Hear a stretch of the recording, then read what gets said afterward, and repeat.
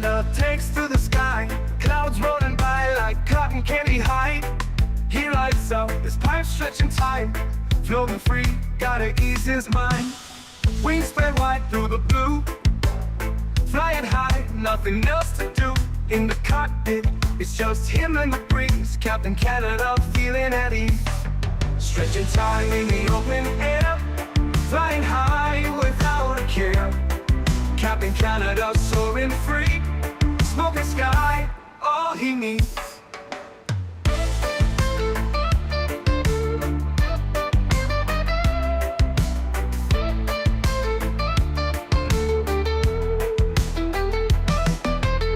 Turbulence can't shake his vibe, every puff makes him feel alive.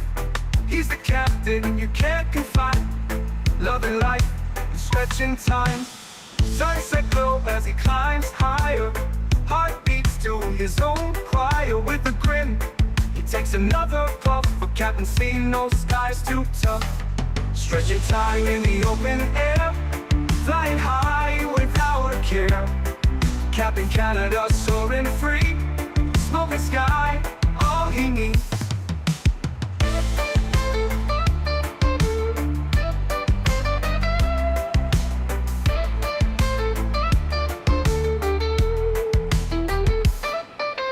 Stretching time in the open air, flying high without a care. Captain Canada soaring free, smoking sky, all he needs. Stretching time in the open air, flying high without a care. Captain Canada soaring free, smoking sky, all he needs.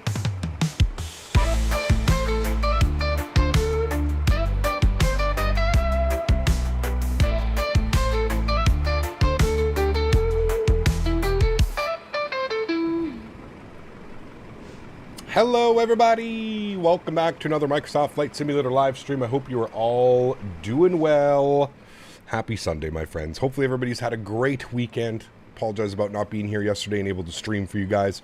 First, I think in like 4 weeks we're not doing a long haul on a Saturday. Felt a little bit weird, but welcome aboard everybody. Thanks so much for coming to hang out. I'm currently having, I saw a couple people were mentioning in chat that they're having issues with GSX. Don't worry. I am also having those problems with GSX. I have followed everything that Fenix has said to do on their Discord as far as rechecking GSX and making sure, as you can see, the baggage loaders are refusing to understand that the doors are open.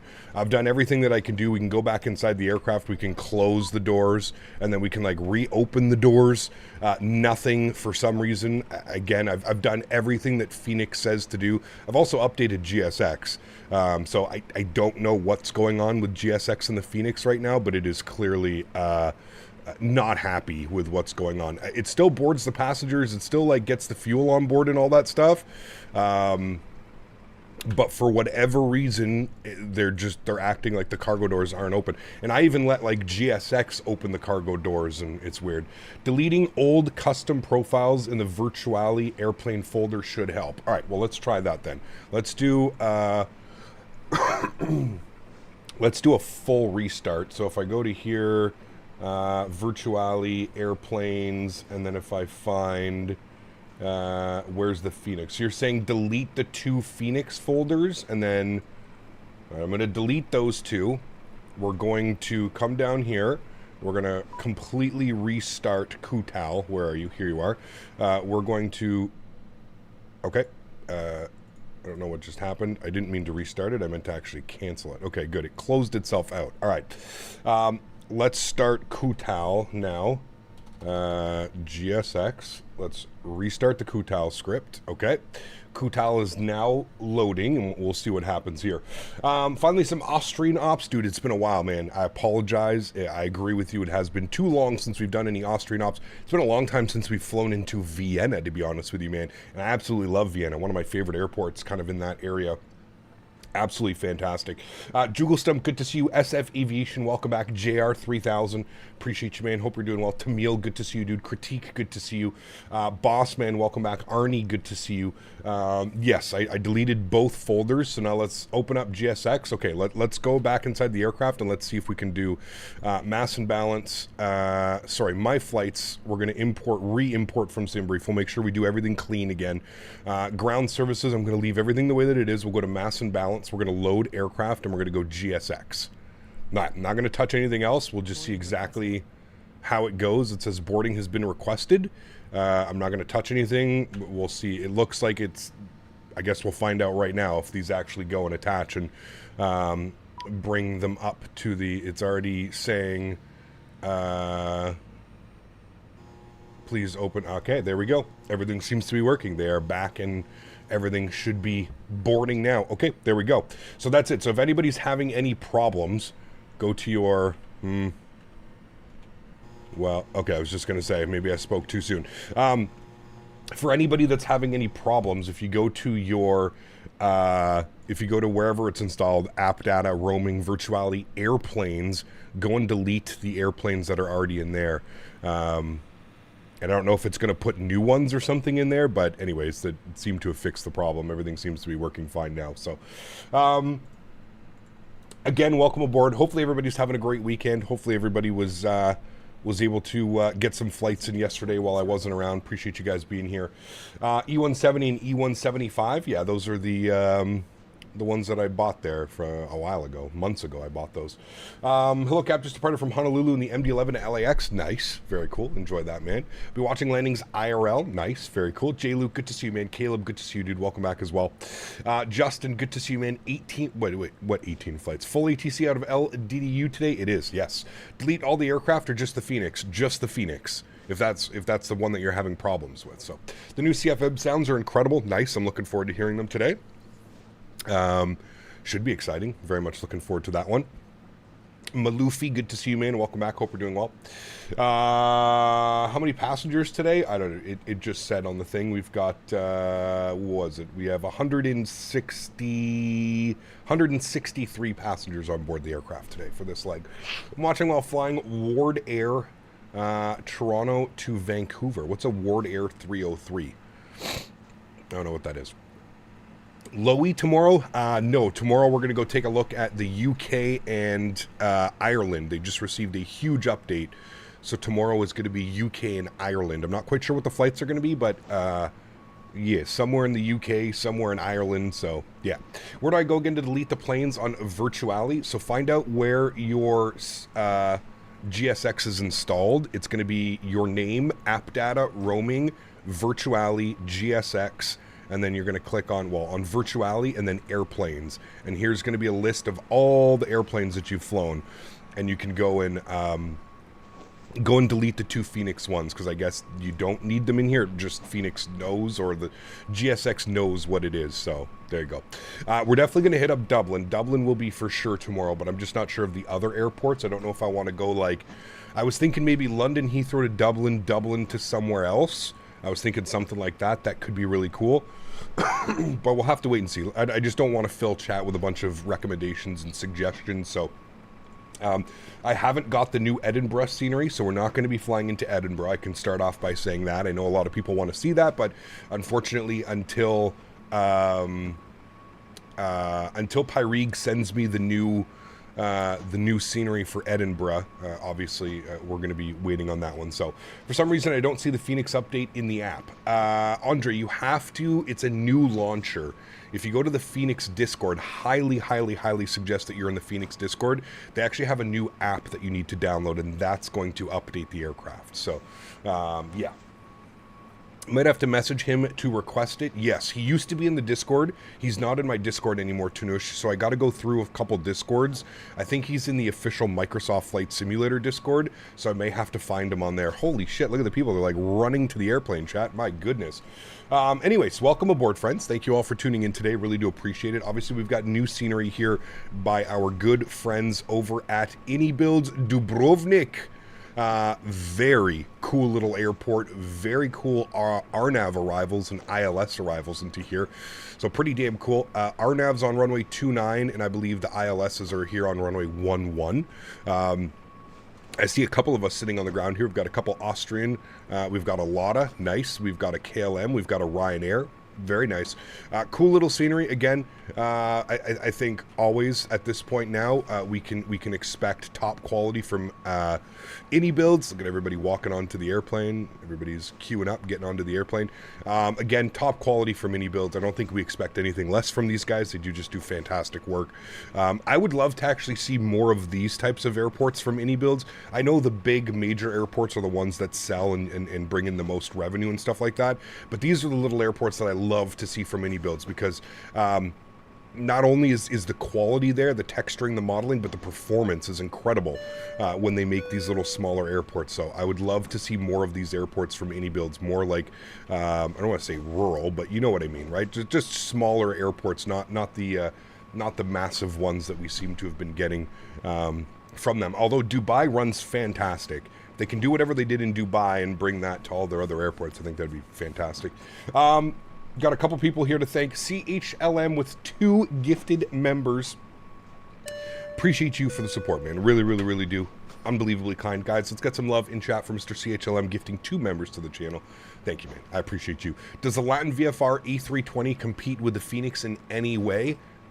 No, unfortunately not, man. It's not even a competition. That would be like first place with somebody that didn't even make it on the amateur school team. It's not even close. Isaac, good to see you, man. Welcome back. Hope you're doing well. Hope they do my home airport at some point, STI or MDST. That'd be pretty cool. Yep. I see a lot of people are saying Charles de Gaulle. Charles de Gaulle would be excellent. I just don't know how performance would be at Charles de Gaulle, man. That airport is absolutely massive. That's what kind of scares me about DFW and Charles de Gaulle, is those airports are so massive. Whoever's going to take on the challenge of developing those airports has to make sure the performance and optimization is key, because if it's not, oh boy. I wish someone would make KILM. The default is so bad, it has trees on the taxiways and the runways. Jeez. Have you checked like flightsim.to, Evan? Nobody's made one, like nobody's made like a freeware one or something you can get on there. When is the giveaway? The giveaway will be on the return flight. The return flight back into Dubrovnik, LDDU, is when we will do the giveaway. Only one giveaway to do today. If we had 2 giveaways, we'd do one on the first flight, one on the second flight, but I like to give it to the people that actually watch the streams. At the beginning of the stream, it's super easy to just come in and kind of just, hey, when's the giveaway? Exclamation point giveaway. I like to do the giveaways a little bit into the stream, an hour and a half, 2 hours into the stream, because then we get the actual people that watch the streams, the people that probably deserve to win the scenery, right? I hope that makes sense to you. I'd love to see Paris take a shot at one of the big airports. Yeah, that'd be cool as well. Yeah. Happy Sunday, all. Ken, good to see you, my man. Welcome back. Hope you're doing well. Good to see you, my amigo. I will say DFW, same as everyone else, but the same as what you were saying on performance. It's a huge airport, easy to make it a hog if you're not careful. Absolutely. And I'm not interested in that, honestly. I'd rather just not fly into DFW if that's the case. You know what I mean? It sucks we don't have a DFW, but honestly, if you think about it, we have amazing airports in and around it. I mean, we've got Houston Continental by FS Dream Team. We've got some by, wasn't it Vertical who did like, I don't know, there's a bunch of Corpus Christi or something like that as well. There's a ton of airports in Texas that you can get outside of Dallas Love, another great one as well. So, yeah, DFW is my home airport, and the default just annoys the heck out of me. I just fly to KDAL instead. Yeah, absolutely. I don't blame you at all, man. I do not blame you at all. Anyways, friends, without further ado, we haven't flown this aircraft in like 2 months. I did not have time to do a practice flight. You are literally witnessing my practice flight today right now. So I would either expect a smash or a float. I'm going to do my best to do none of those and just fly it to the way that I'm usually used to flying this aircraft, but it has been a couple months since I've flown this aircraft. I've been extremely busy over the last 2 days out at the farm. I think I've been out at the farm over the last 2 days for more hours than I've actually been at home doing something like that. So anyways, let's jump inside the aircraft. Let's get this bad boy programmed, ready to rock and roll. We're looking at about an hour into Vienna, an hour and 1 minute into Vienna this afternoon or this evening. So it should be a great one. We've got the baggage on board. We are boarding the passengers. And I just heard that the fuel truck is on its way as well. So let's jump inside. Let's get this bad boy programmed, ready to rock and roll. An hour into Vienna this afternoon, this evening. Should be a great one. We are flying real time as well. So we may get a sunset arrival back here into Dubrovnik. First thing is first, Adir's left side, right side, and center. It's weird hitting those and not hearing a weird noise like the MD-11 chirps at you when you do that. Let's go and get the caps on. Good. We'll get our crew supply on. Nav and logo lights on. AP master start switch can go on. Get some brightness over here on the overhead. We'll get our no smoking to the auto position, and we will arm our emergency exits. Beautiful. Let's come down here to the FMC. First thing is first, we'll hit the FMG tab. Good. We'll go to our knit ref. Beautiful. Let's do our knit request. Should populate everything for us here in a second. Hopefully I don't have to like relink everything. No, okay, good. LDDU to Vienna, good. Call sign today is Austrian, AUA 7 Delta Bravo. Go ahead and throw that into there, beautiful. We're looking for a cost index initially of 5, it's actually saying 8. So we use a cost index of 8 initially. We're going up to 34,000 feet, so we'll bug that up, good. Let's go to our knit B page, we'll plug in some numbers here. Can I just send this all down to here now? Will this work? Hold on, I think I have to wait for the aircraft to actually be boarded and loaded before I can start sending stuff. Boarding is complete, so the passengers are on board. Fuel truck is pulling up now, and we're about to get some fuel on board the aircraft, so that is good. Good. Cool. It looks like we do have some ATC online as well. We've got delivery, we've got tower, we've got departure, and I think we have center as well. That's Roma control. Who's this one? Athena radar. We may have one of those two until we get up to there. Anyways, ATIS information Bravo, winds are 290 at 6, Cavit conditions, transition level 11, runway in use is runway 11, expect ILS Zulu approach, which is kind of weird because they're landing with a 6-knot tailwind. Is it, I don't fly into this airport all that much, chat, and I never have really in like my flight sim career, so is it common to shoot the ILS runway into here and not shoot the RNAV? Because obviously with winds 290 at 8 knots or whatever it was, you would think that we'd be using runway 29 for the arrival, but apparently no, they don't do that. Earlier, you had your cockpit camera a little high. Did you change it to a more realistic level? I have not touched anything with my camera levels. Critique, this is exactly the same as it has always been. Or do you mean like that view? That view is just the weird thing that Microsoft does when you save custom views. They even made the handcrafted Stansted in the new world update. I have no clue, Jacob. I don't know. I'll have to go through and look for that, to be honest with you. Okay, let's go ahead and call up delivery 125.4. Actually, before I do that, let me go ahead and I need to set a push to talk. Push to talk, clear, apply, okay, good. 125.4. Is this the latest Fenix update? Yes, correct. All right, 1254. We've got that plugged in. We'll let them know we have ATIS information Bravo. ATIS Bravo, and something tells me they're going to definitely change the departure on us, because I believe I am set up for runway 29 for departure. So we'll see what they end up giving us. In the content manager, you can search for EGSS, and you will see one by Microsoft and another by iniBuilds. Good, thank you. I will remove the one from Microsoft. Appreciate it. How was the barbecue? It was awesome, man. It turned out really, really, really well. Very happy with how everything went. Everybody was happy. Everybody was went home with a nice full belly. I actually picked up some local pies on the way as well. So everybody, can we also get a big no floaties and happy birthday to the one and only Mr. Daniel Barry, who was celebrating his 43rd birthday yesterday. Right, Dan? 43? Sorry, a little tickle in my throat there. Everybody, let's get some no floaties and some blame Dans in chat, and everybody wish Mr. Daniel Barry a very happy birthday. It was his birthday yesterday. We couldn't stream. We weren't here. But let's show Daniel some love, the top moderator. Without Daniel, a lot of things wouldn't work properly around here, chat, so I just want to remind all of you, I, by myself, cannot do very much. So without Daniel Barry here helping me and guiding the process, we would be in trouble. So let's get some love in chat for Mr. Daniel Barry. Okay, let's call him up. Let's let him know we've got ATIS information. Bravo. Dubrovnik delivery, good evening. Austrian 7 Delta Bravo, ATIS information Bravo, IFR up to Vienna, please. Austrian 7 Delta Bravo, Dubrovnik delivery, dobar dan, information Bravo correct, runway 11, clear to destination, Mados 2 Echo departure, climb 8,000 feet, initially squawk 5227. All right, Austrian 7 Delta Bravo is cleared into Vienna. Runway 11, the Mado 2 Echo departure, initial climb 8,000, squawking 5427. Austrian 7 Delta Bravo, negative squawk 5227. 5227, thank you. Austrian 7 Delta Bravo, copied correctly, call me when ready for push. Call you ready to push, Austrian 7 Delta Bravo. Okay, well that was pretty easy, so that's good. I still have to wait. I can't send all that down. We're still refueling. We're almost there. Refueling's almost done. So what we're going to do is we're going to come down here. We're going to go to flight plan LDDU departures 11 on the Mado 2 Echo departure. It was right there. Mado 2 Echo. Good. I don't think there's a transition. Nope. We'll go ahead and insert that. Beautiful. And then into Vienna this afternoon, this evening. If we go to Vienna, we go to weather, go to ATIS, go to VATSIM. Nothing on. Okay. Let's go to METAR reports. Winds are showing 300 at 13 knots. 300 at 13. I guess runway 29 would be the most common runway, chat, that we would be arriving on.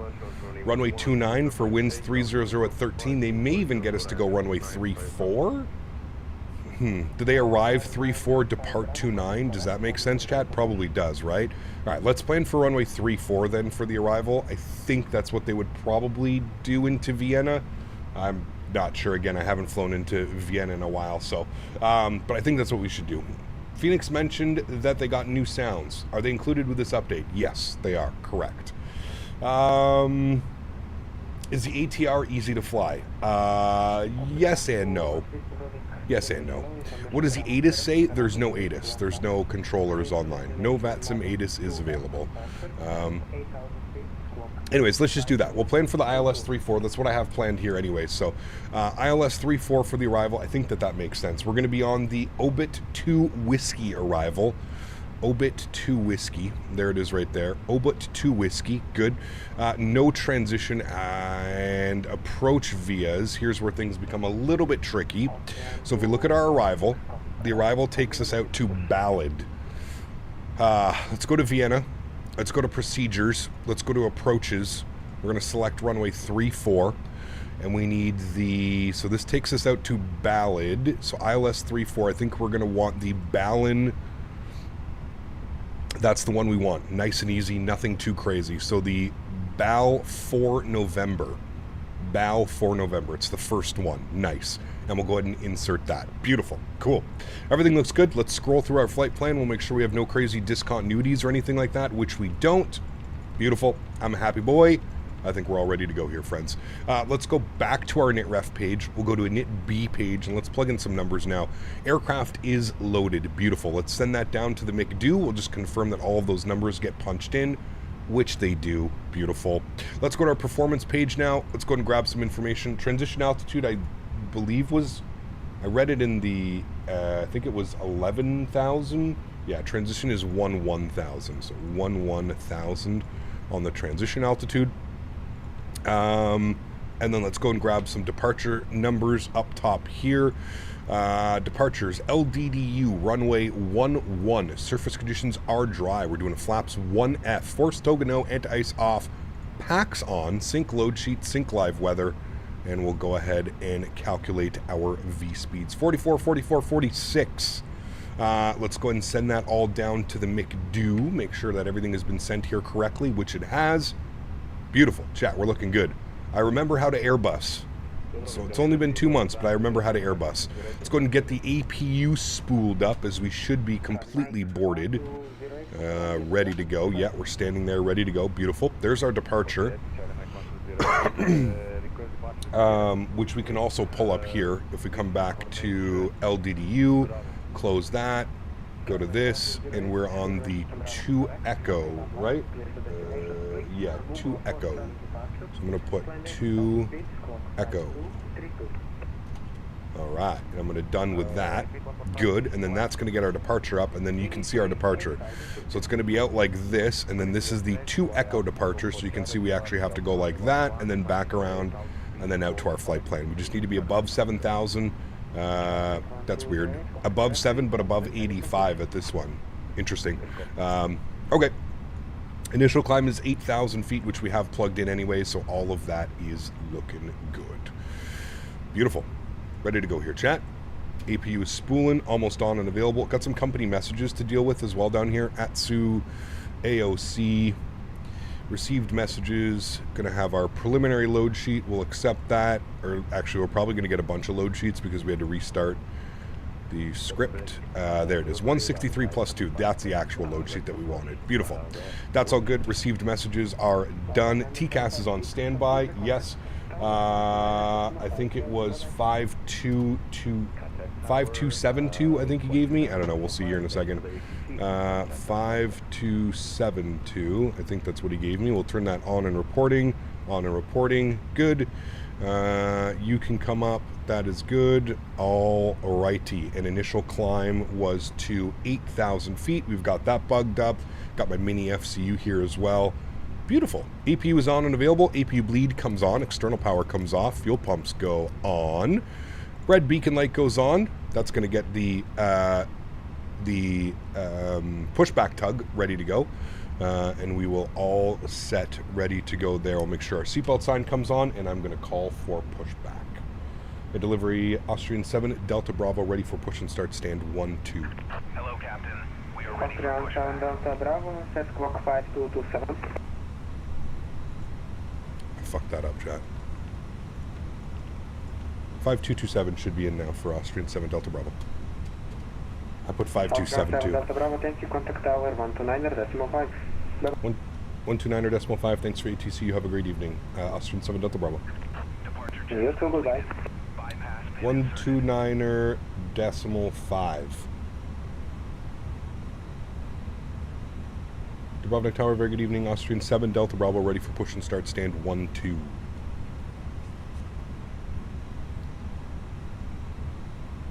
Austrian 7 Delta Bravo, Dubrovnik Tower, good afternoon.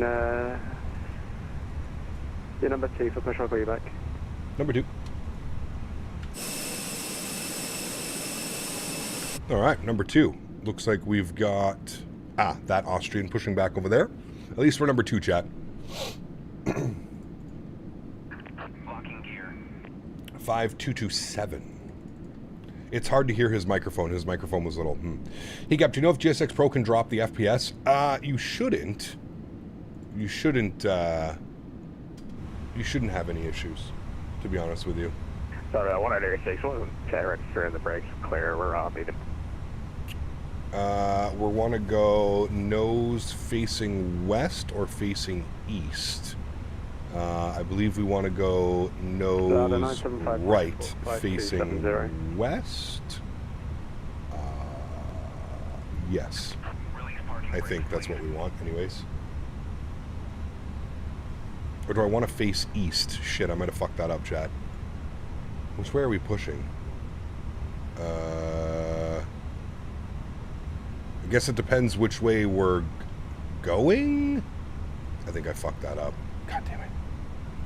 You see the cabin visibility works after the update? It does. I know that it does.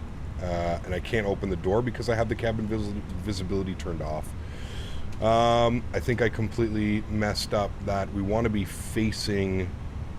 It's nose facing west. Yeah, so I want to, yes, interrupt the pushback. And prepare for pushback and departure.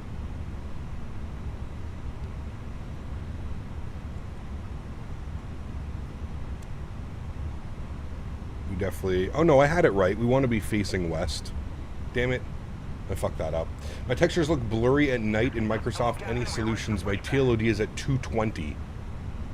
What are you using for your anti-aliasing? We definitely want to be facing west. Nose right was correct. Yeah, we messed that one up. It's okay. We got time anyways. Oh, it was okay. There was 2 aircraft pushing. The Austrian the Austrian and the KLM push back. West, you're using TAA? Very interesting. I don't know what would be causing that, to be honest with you. I don't know. I'm on DX12 because I use frame gen, Clifton. DX12 with frame gen.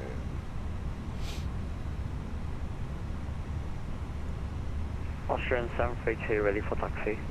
Austrian 732, Roger. Taxi straight ahead. Could use some bacon. We'll hold behind the KLM. Oh boy. That was a good one, Mr. Mopar. Locking gear. I'm so curious about the new sounds. We're about to hear it. We are about to hear it, man. Taxi Charlie, vacate Bravo, and what's the rest for? Taxi holding point Alpha. Alright, so facing west was correct, right?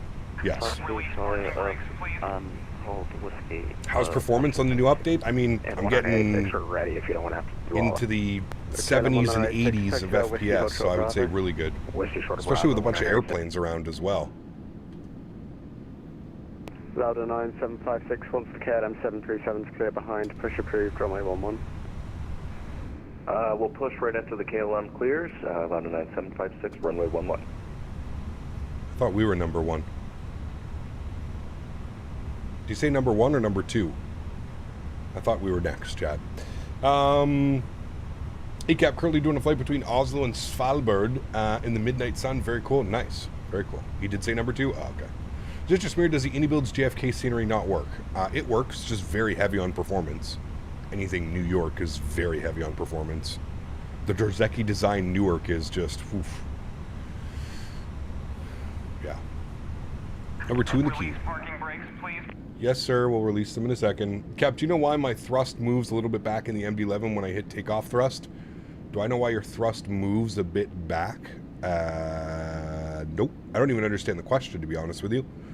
Why does your thrust move back when you set toga? Like, you press toga and everything goes down? I do not stream on other platforms, Omar. No. Cap, the new CFMs are so good and the thrust reduction is way better. Nice. Very cool. Very cool. Curious to hear it now. Interested. Need to master the thrust. Bing, bing. Scenery works. You enjoy Nairobi. I'm glad you got it, EM. Did they sent you the scenery already? It's perfect. Newark is an absolute worst performance airport. I-9 4090. Dude, it's abysmal. Yeah. Austrian 216, stand 11, push approved.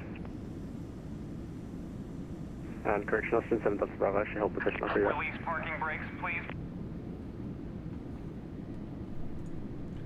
Did he just clear the aircraft beside us for push? I'm going to get very Austrian upset. 732, runway 11, clear for takeoff and 290 degrees 6 knots. Auto thrust works, then at like 100 knots the thrust moves back down. Weird. I don't know what would be causing that. Excuse me. It's a weird one. I do not know. I'm sorry, man. I'm the Austrian about to take off on runway 11. Nice. We shall watch.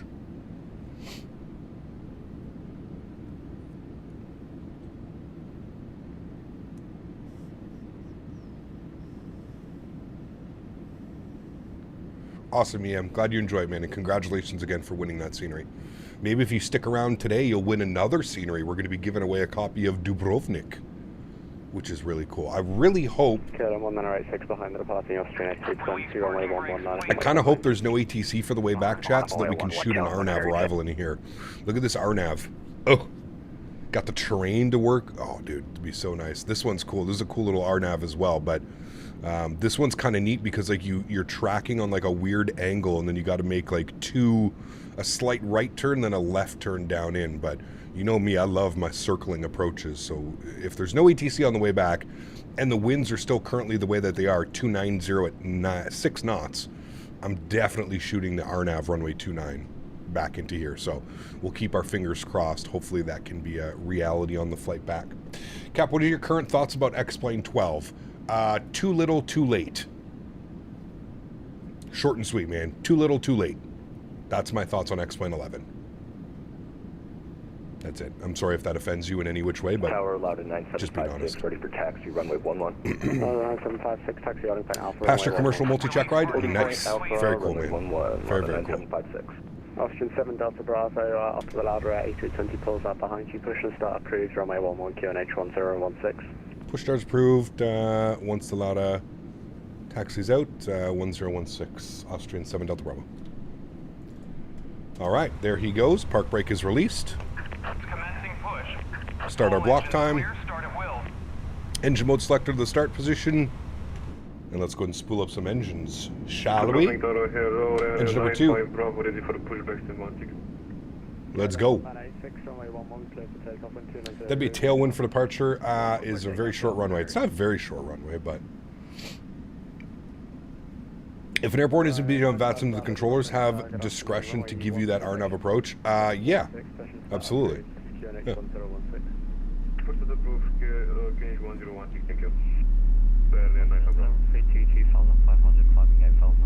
Austrian 732, thank you, contact radar 1236, bye-bye. 123.6, thanks. Have you noticed a difference to the new frame gen? No, not at all, Chris.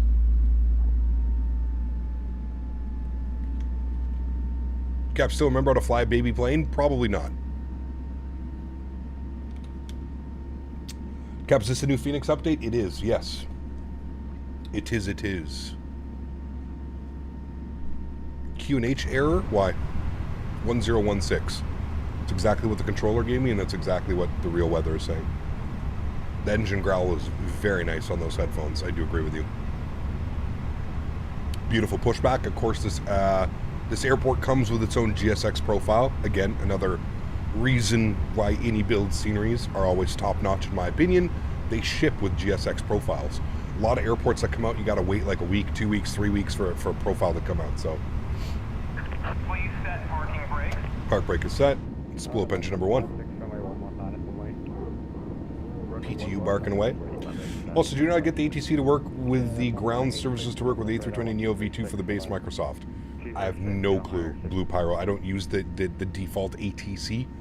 I'm 99.8% of the time flying on VATSIM. I think we're getting the A320 in very soon. Yes, I think the 319 and 321 are coming very soon. I do agree. Unlocking gear. People have been sending me pictures of people flying in. This new PC is totally mental, 4K ultra settings, 100 plus FPS at London Heathrow, and the ortho is crystal crisp. There you go, very nice, man. GSX profiles are very important. I got to push back at clearance with required GSX profile. Correct. Some airports you really need them, Ben. Not all airports, but yes. Left is clear. Hello, right Jesse. is Welcome clear. back. Hope we're doing well. Nismo, good to see you, man. Welcome back. Hope we're doing well, buddy. What do you think is better in your opinion, Fenix A320 or the iniBuilds Neo? I don't have enough time in the iniBuilds Neo to give you a proper verdict. For me, the Fenix is, if you want to fly an Airbus, the Fenix is, I would say, your best option. And that's not to take anything away. What in the fuck? A 787. Interesting. Let's go flaps 1.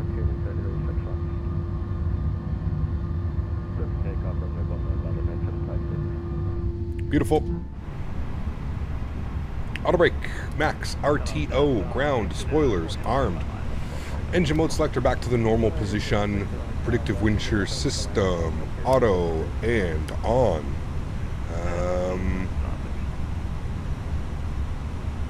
I think that's it for my airbusing needs, right chat? APU comes off, APU bleed goes off. Everything's good to go, cool. Let's get our taxi clearance.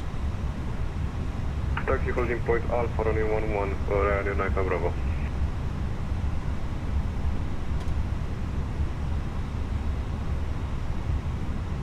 Tower Austrian 7 Delta Bravo, ready to taxi runway 11.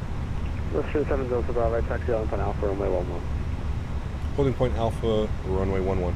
Austrian 7 Delta Bravo. Alright, park brake comes off. Nose light goes to taxi. The Ryanair has priority. He already called for taxi. He should be moving as well. That's why I called after the Ryanair. Wing strike on the lot? Maybe. I think we should be okay though. We'll find out here in a second. Thankfully, virtual repairs are quite cheap. I think we're good, to be honest with you. Oh yeah, lots of room. Lots of room. Dubrovnik Tower, good day. Charlie Mike 1208, ready for start and push. Phoenix is the best plane for Microsoft, period. After the Austrian A320. I mean, there's a lot of great planes, man. I think it just depends on what you're looking at, you know? Do you think it's worth getting 2024 hold off because I have 2020? I think 2024 will be worth it. Obviously, that's me from a content creator's perspective, but yeah. Alright, takeoff config test. Normal. We didn't forget too much, chat, and then we'll call the cabin. Let them all ready to go.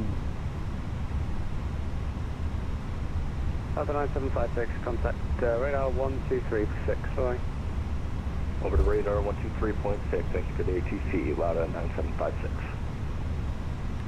1, 2, 3, 6. Did you hear that sound? Like, sounded like we went over, like, ground. That was nice. You love the new CFMs? Good. There is... Did you guys hear that message? I wonder if, like, the crew announcements work now. How much VRAM does your 3080 have? I have the original 3080, so I believe it has 10 gigs of VRAM. I have the original 3080, like when they first came out, I grabbed a 3080. EVGA. Hello, push and start approved. Runway 11 QNH 1016. Your scenery should transfer over, Fliterer, but yeah, I don't know, man. I mean, just remember, just because 2024 comes out doesn't mean that you can't use this sim anymore, right? Like, this sim is still going to be very viable and it's still going to be an option for a lot of people, even when 2024 comes out, you know?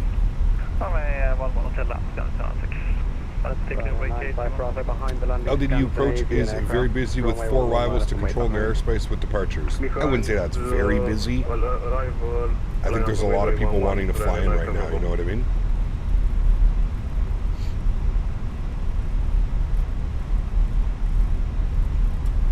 Sean celebrating 26 months. Thank you for the support, Sean. Appreciate you big time, man. Huge no floaties to you, dude. Thank you for 26 months of support, man. Incredibly kind. Appreciate you, dude. No floaties to you, my amigo. Yes, I got to get used to my overly sensitive brakes in the Fenix. I bounce from either way. Got to get used to that again. Can you do an engine view with thrust reduction? We'll see, man. If we're still hand flying, no, obviously not. I like to, when I'm hand flying, actually stay within the cockpit. We have an arrival coming in. It is a Scandinavian 737. Looks like almost like a 600. Looks like a little pocket rocket. Ooh, great landing though, right on the 1,000 footers. Doesn't get any better than that. I don't think there's a Neo for the 318 and 319, correct. There will be a lot of new series for 2024 when it comes out. They will be taking advantage of all the new features. I think maybe I should save my money for that. Sure. I don't think there's anything wrong with that, man. I like the logic. No winglets on the 600, has to be a 700. That thing looked tiny.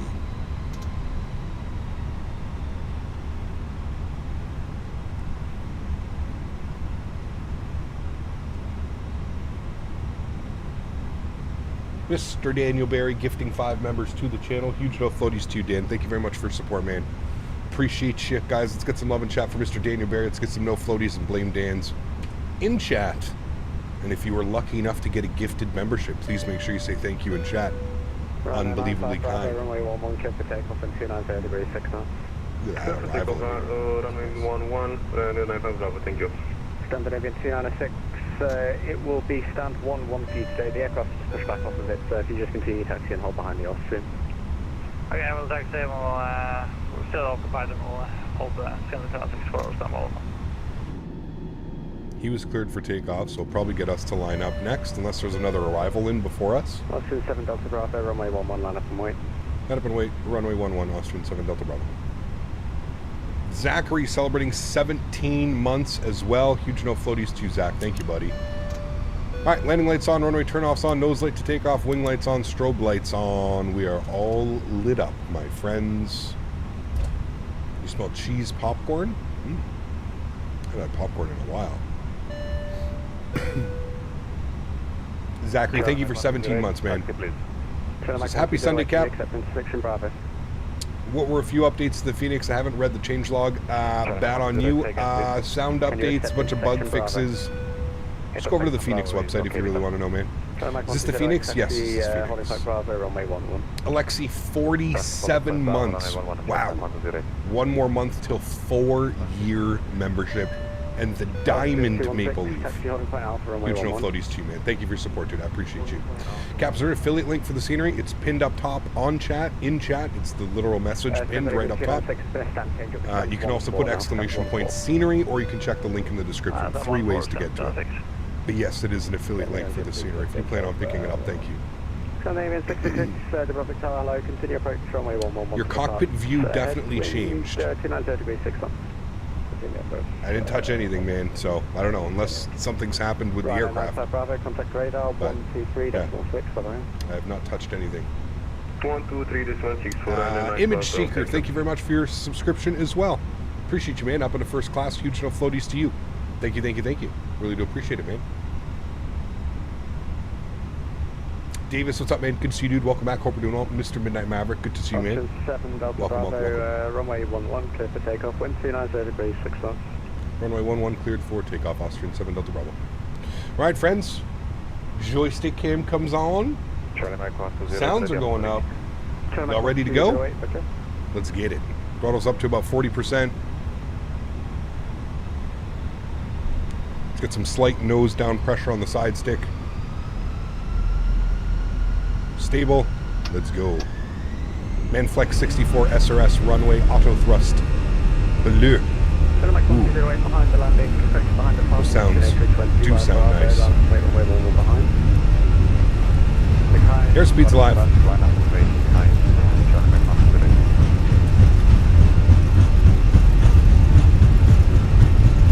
100 knots for neutral.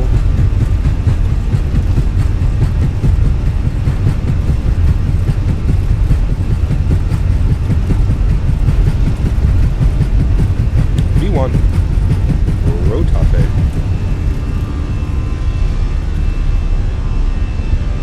Pause the rate. Gear up. Those do sound nice.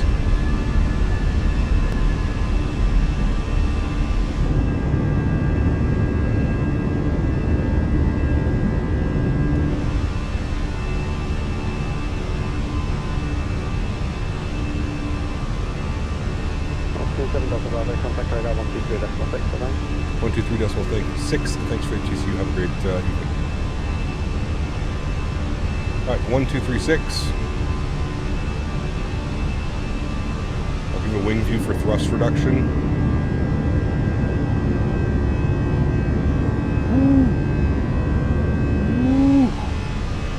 That was hot.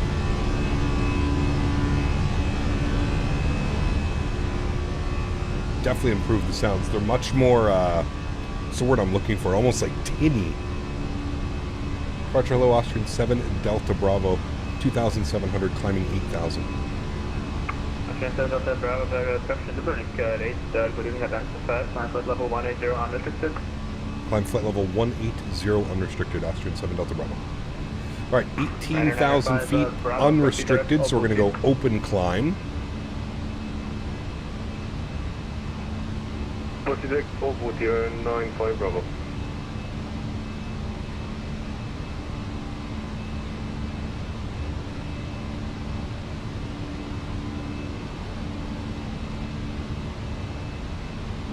Alrighty, 210 on the speed, we're going to go flaps clean.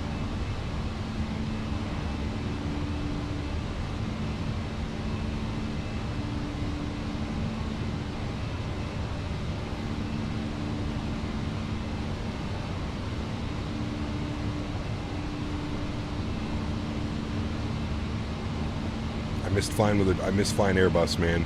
Feels good to jump back into the Airbus. Feels real good.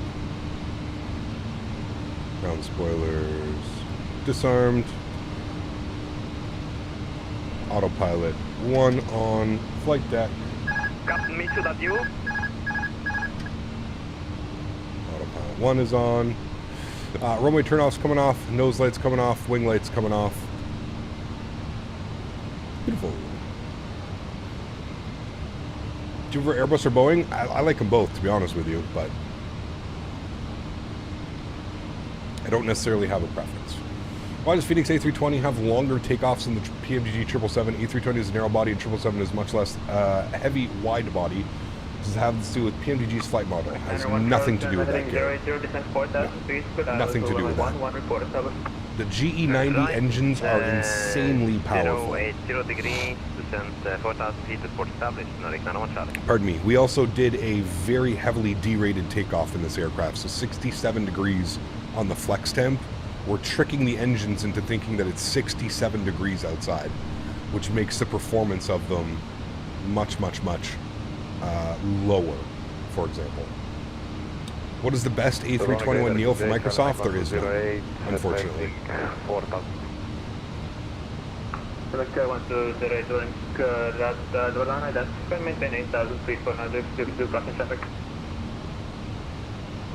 Why don't you fly in the south of the planet, like where, like Australia and stuff like that? Well, I do plan on hitting up Australia soon, but yeah. Ortho for XP times were different. I mean, I remember when Ortho came out, dude. It was a complete game changer for X-Plane when that came out. Charlie, Roger, contact power frequency 129.5 away. 129.5, so long, and thank you for the reservation. Should be soon, Garen. I have no clue when it's going to be released. Should be soon, though. Landing lights off. Seatbelt signs off as well.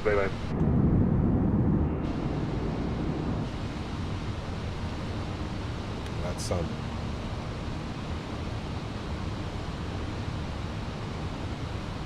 They're both great airplanes, Adam. I don't... You know, one thing that really puzzles me is I'm not quite sure why people are trying to compare two freeware products that are... You can have both installed, man. I don't know why everybody wants to know which one is better. Form the opinion yourself, my friend. They're both free. Proceed direct Obuti for Austrian 7 Delta Bravo. Both of those airplanes are free. The iniBuilds A320neo, the fly-by-wire A320, both free. Download both, fly both, see which ones you enjoy. They're both great products. I don't, for me personally, I haven't flown the iniBuilds A320 enough to give you a fair verdict, in my opinion, so yeah. No, I don't think that it's worth it, Malufi. Think about what you just asked, right? You're buying a payware airplane that needs to be modded with a freeware, like, community group thing to make it flyable. Don't you think that the Latin VFR A320neo should be free if the systems that you're downloading are free to make it good? No, right? Not at all. So yeah, no, it does not get my seal of approval. Also, I forgot to start my chrono.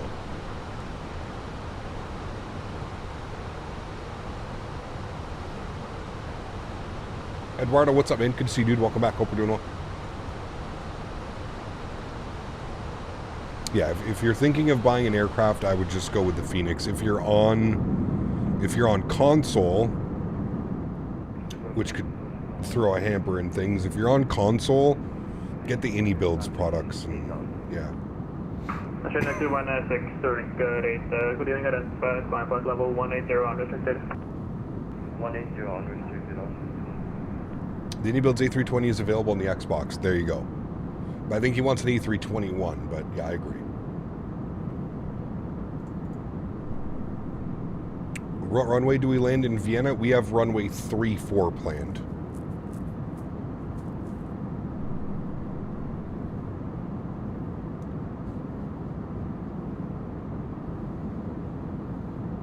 I know, good man, yeah. Any Mexican ops? Yes. I'd love to go back down to Mexico.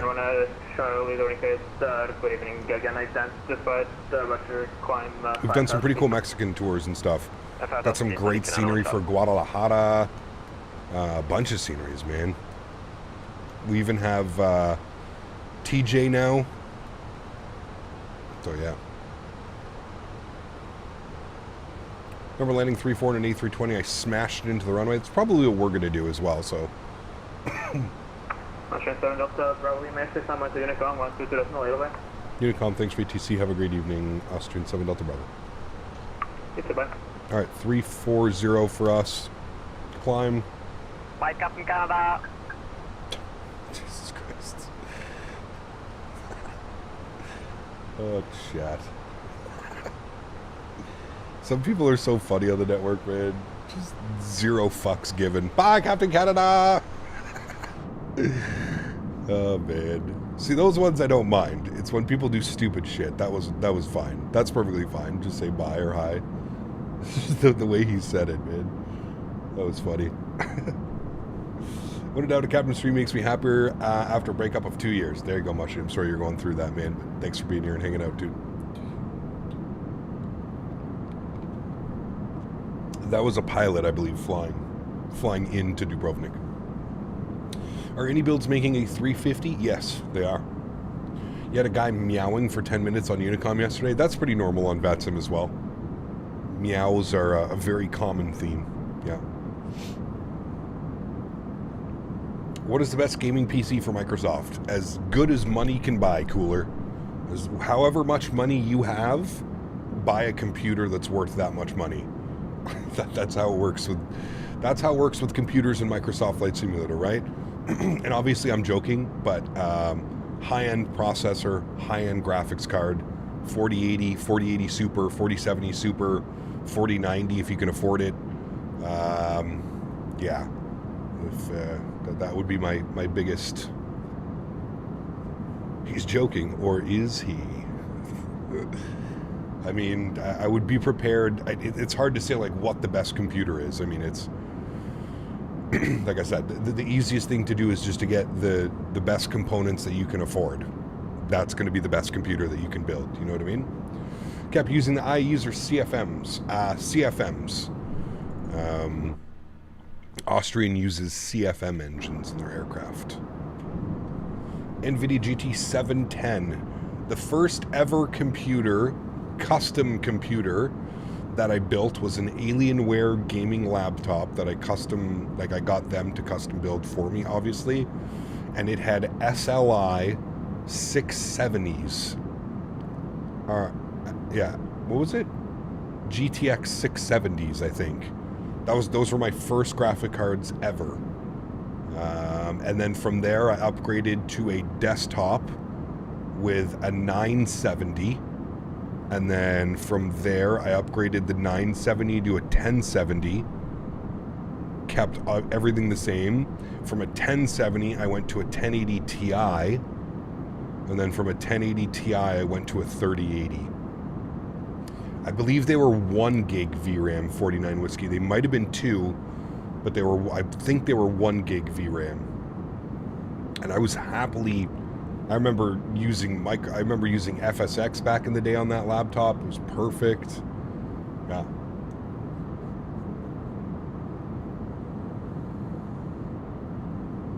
I haven't seen any streamer compare the Fenix to the fly-by-wire, so I'm not sure, man. I have an Intel Core i5 Dell. Would that run Microsoft? Well, we need a lot more information, Cooler. An i5 what? Is it an i5... 12500K, 13500K, 14500K. We would need specifications, and more importantly, you'd have to have a dedicated graphics card. So, I was stuck on a 1070 for 6 years when I got my 4070 Ti. I couldn't believe how good the 60 plus FPS is. 100%, man. Worst laptop even for basic gaming. What's that? Well, to be fair, Alienware back then was not what Alienware is now.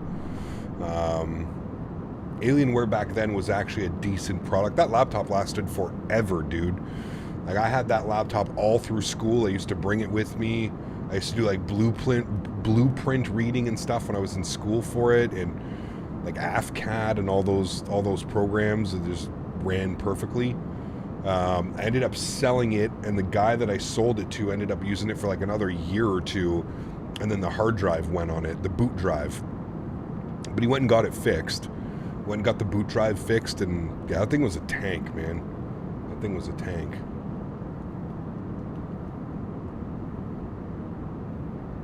The HP Hewlett Packard. Your i3 12th gen with integrated graphics. Yeah. I don't know how that one would work out.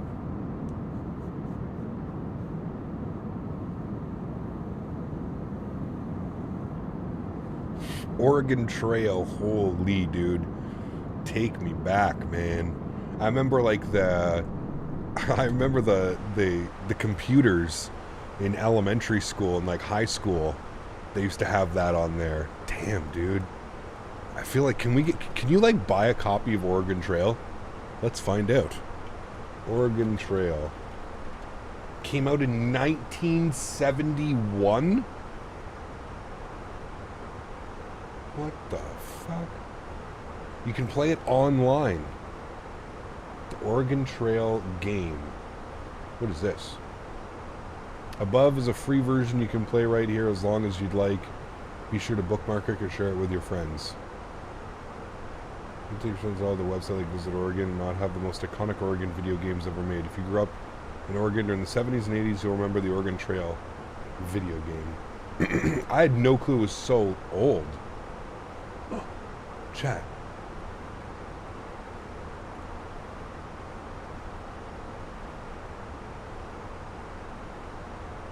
It's an emulator, but I'm actually playing it.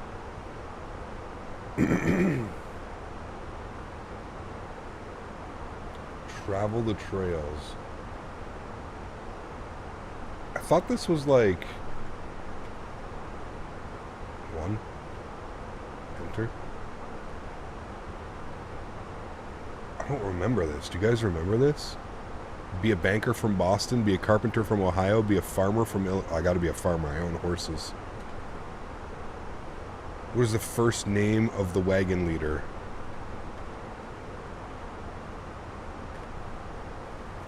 Okay, fuck. Get out of here. I don't remember that. Cap got a new activity while stretching. Oregon Trail, baby. I just literally put in Oregon Trail in Google and it's the first one that popped up. Oregon Trail, and then it's like the actual website. It says Visit Oregon. VisitOregon.com. They have the emulator on there. There's no sound though, that I could tell. Captain, are you going to completely transition to Microsoft 2024 once it's out? Eventually I'll probably transition. I don't think I'll transition immediately.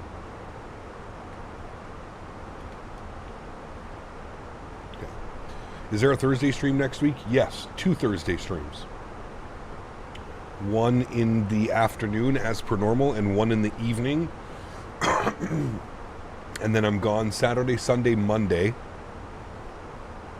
next week up to the cottage and then back, and then we're back for normal for about a month, and then the first week of September I'm going away again. I will be gone from...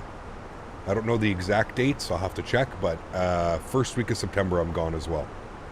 No stream on Friday, Saturday, Sunday, and Monday, correct. Well, we have no streams on, so Saturday, Sunday, Monday, this weekend coming up.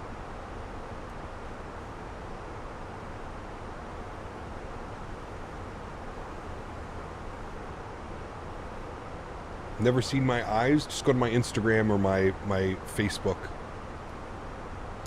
Cap, sorry I'm late. I hope you had fun yesterday. Captain Dog, thanks, man. Appreciate you, dude. Thank you. If Fenix isn't in 2024, will you still play 2020? Yes, of course. I'm not going to uninstall just when, just because 2024 comes out. I'm not uninstalling 2020. I still think that we're going to use 2020 for a while after 2024 comes out. So, is the ATR a hard plane to learn? I guess it depends how quickly you learn. And how familiar you are with, like, turboprops. Excuse me, to be honest. Because the turboprops is really what it's going to come down to be honest with you.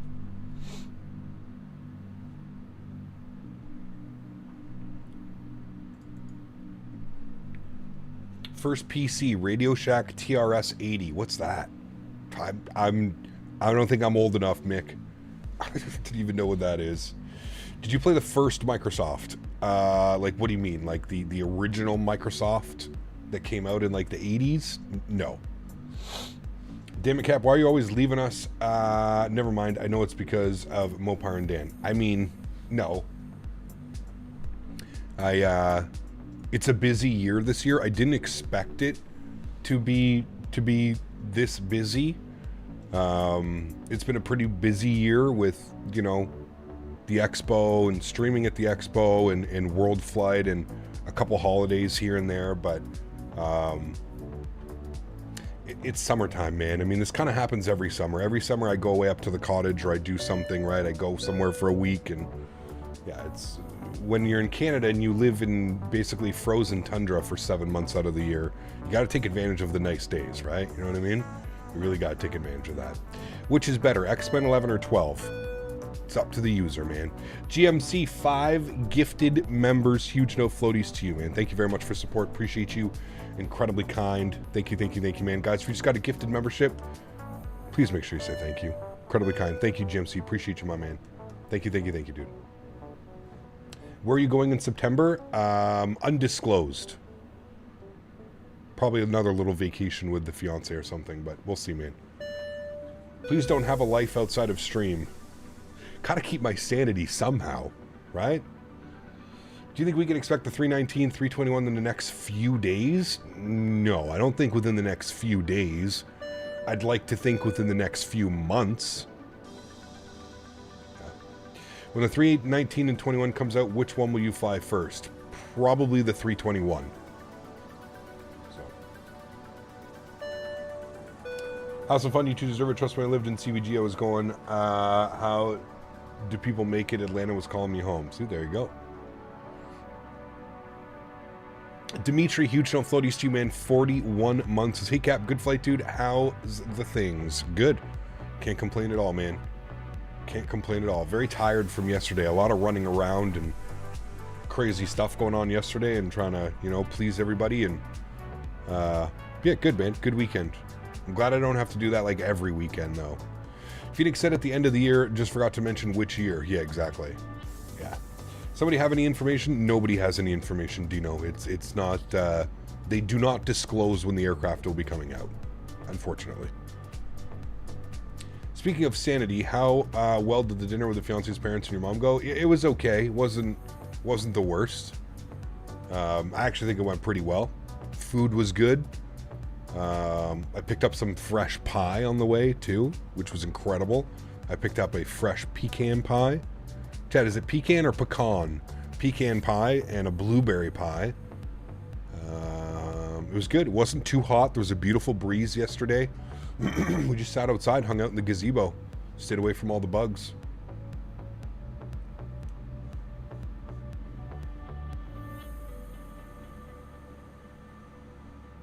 Pecan.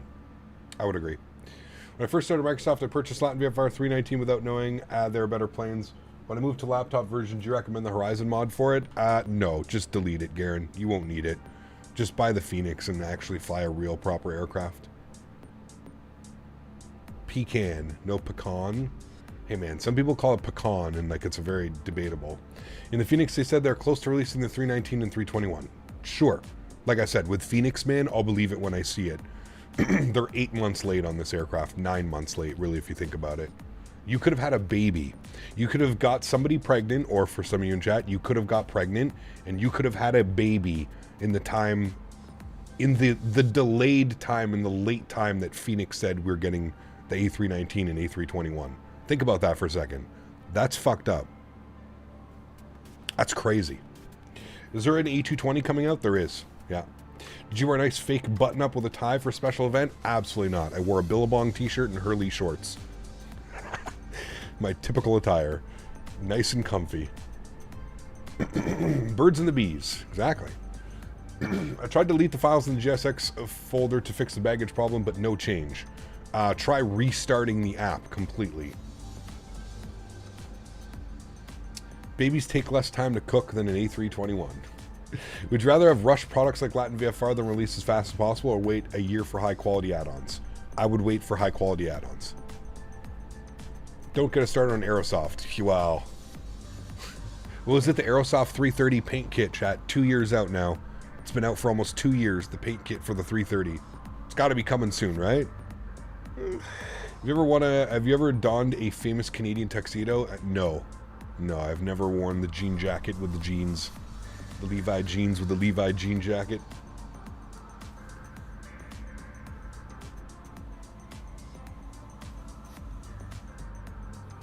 I mean, Aerosoft, at this point, I don't even know how when they actually do release the product, anybody's going to be able to take them serious. And I mean, now that you have the fact that iniBuilds is releasing an A320, or sorry, an A330 with the base game, like it's just going to be there and available. Come on, man. I think we already know that iniBuilds is going to supersede and it's going to be far better than anything Aerosoft is going to put out. I think this is going to kind of start to be the end for Aerosoft, in my honest and humble opinion. It wouldn't surprise me over the next couple of years if you just see them kind of, they may just become scenery, or they may just become publishers. That's the thing with Aerosoft. They've been in the industry and they've been in the game so long that they're kind of just like a publisher at this point. But yeah, it's kind of crazy, man. I don't see them doing flight sim stuff for, you know, all that much longer. Not with the way that they do things nowadays. There's just too many other better companies, man. You have like PMDG going full force. You've got iniBuilds. You've got Fenix. You've got, I mean, the list goes on and on and on and on and on for like high quality developers that are just doing it far better than Aerosoft. You know what I mean? Someone thought it would be someone thought it would work as the 777. What's that? Would work.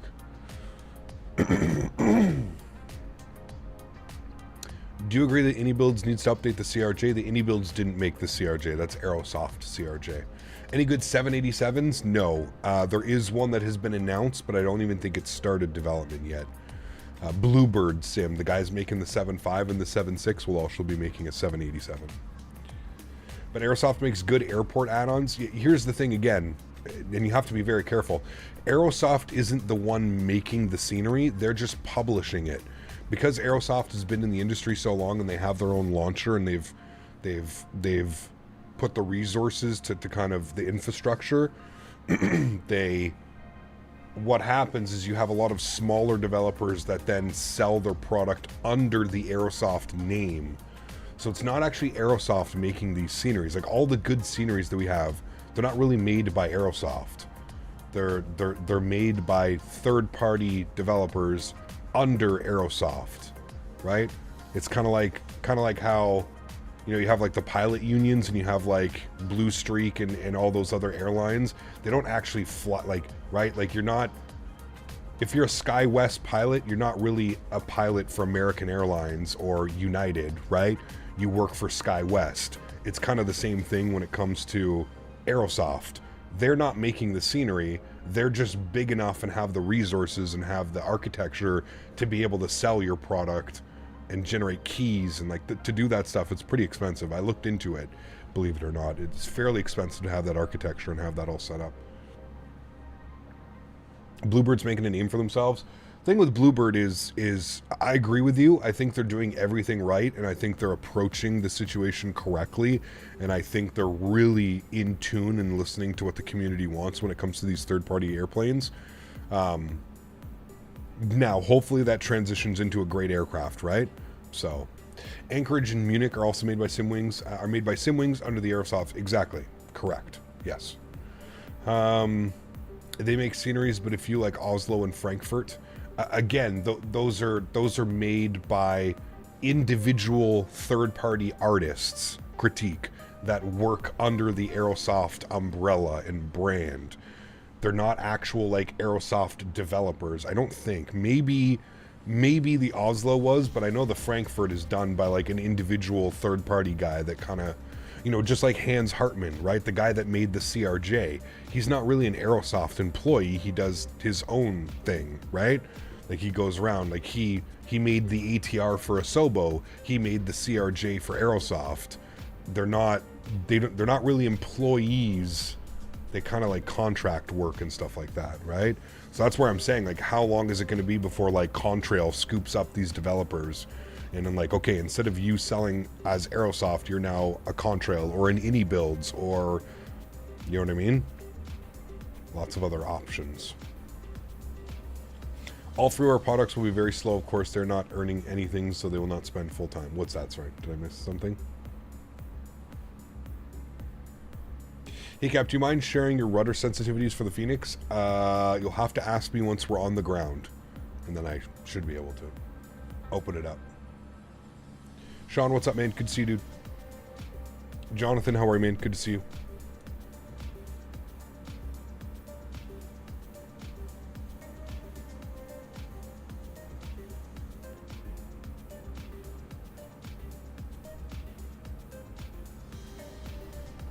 He kept sent my first flight on VATSIM from Edinburgh to Vegar, and now I understand why everyone loves VATSIM. It really brings to life the sim. It's completely different, man.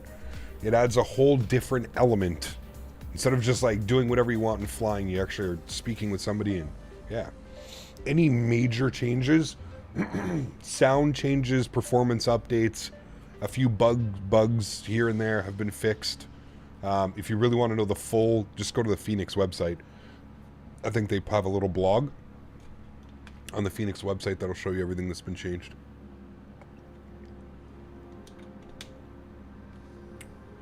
It was good, Sklit. Yeah, it was a good time, man. Everybody got along. Everybody had a great time. Served up some great food. Had a bunch of different salads. Had a nice little barbecue. Some chicken, some burgers, some sausages. It was good, man. It was a great time. So, Captain, picking up some rudder pedals this week. Now for the Boeing yoke. Nice. Enjoy, man. You will enjoy it for sure. High V orange chicken? That sounds delicious. I haven't had, like... What's the last... I guess I had Thai food for my birthday. But the last time I've had, like, Szechuan or Chinese, it's been a while, man. I think it was my buddy a couple months ago. What will be your first route in the A321? Probably something Air Canada, Montreal to Toronto. By the way, Thursday evening stream, we're going to go Ottawa to Toronto, back to Ottawa. There's a viewer of the channel. He's been a viewer for a long time. He's getting his S3 rating, which I believe is for like approach and arrivals, departures and stuff. Anyways, he's going to be working Ottawa, so Ottawa's going to be fully staffed up. Ottawa and Toronto will be fully staffed up Thursday evening. So for any of you that want to join, please feel free. Hopefully we can, the more traffic, the better. So Thursday evenings, keep that one open. It's going to be CYOW to CYYZ. So it'll be a good one. I love any time that we do like, anytime there's like a controller getting a rating or something. So it's, that's what they want though, mofo. They would rather it be a challenge than kind of just, you know, Ottawa doesn't get a ton of traffic anyways, so if we could bring them, you know, an extra 5, 10, 15 people flying, I think it'd be good. Got to break in the new controller? Absolutely. Well, he's not new. If he's going for his S3, Dan, he's been doing this for quite a while, because you start as an S1, then you go to an S2, then you go to an S3. So he's probably been doing this for quite a while, controlling. Are you planning on getting any of the immersion packages? They're just too expensive, Imperator. If I'm being honest with you, man. The fact that you need to get the base package for 30 or 35 USD, whatever it is, and then you have to add each variant of the aircraft for another $15. I mean, dude, that's like 70 USD. That's 90 Canadian. That's crazy, dude. That's crazy for like a couple little things that I won't even see all the time, but flew out Ottawa yesterday on VATSIM, great controller, nice, very cool. Might even been him, living on a player. Yeah. Just started a flight from Amman to Marrakesh. I'm the only one that's in the air. I didn't realize the flight is 6 hours. Oof. Still a good one though, it's not too bad, man.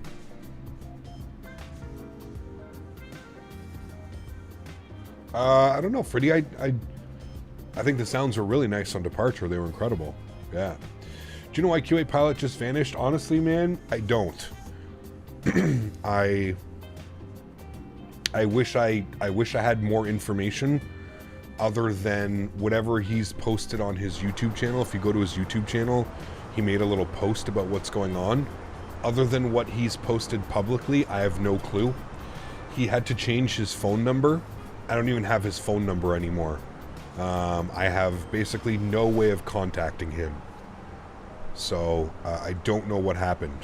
And I realize it sucks because, you know, he was supposed to be at the expo. He was supposed to, you know, I know that he was really, really looking forward to that. He was bringing like half of his family with him. They were going to LA for a week. They were going to like Disneyland. They were then going to Vegas for like a week or two to do the expo. And yeah. What would be the best way to start a Microsoft channel? Just start doing content that you love doing, man. That's it. It's very, very, very difficult to become a content creator nowadays because everybody's doing it, right? Everybody who's comfortable speaking in front of a microphone, well, and some people even not. Yeah, that post is gone as well. Damn, dude, it's yeah. I mean, the long story short, or short story, what we know about Q8 was somebody was impersonating him. Somebody was like using like AI voices and like AI video and shit like that, and they were like spamming and like sending people, like subscribers, like asking for money and donations and like all kinds of weird stuff. There's a bunch of weird shit going on, to the point where like authorities had to get involved and like track down IP addresses and stuff like that, which is kind of crazy. So, what third-party app do you think is the best for buying scenery from? Depends. Whoever's having the sales, man, to be honest with you. I mean, I have the Aerosoft launcher, I have the iniBuilds launcher, I have Contrail, I have Sim Market, I have all of the launchers. Yeah. Do you know that Say Intentions AI lets you taxi without clearance and assigns you SIDs that don't exist at an airport? You can tell ATC that SID doesn't exist and ATC will not let you leave. I'm sure that's a bug, and I'm probably sure that's been fixed, Karen.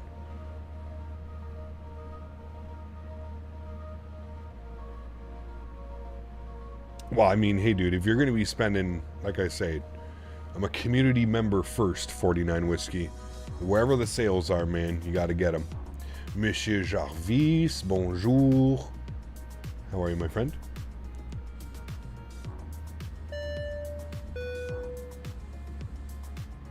Jay, what's up, my dude? 10 months. Appreciate you, man.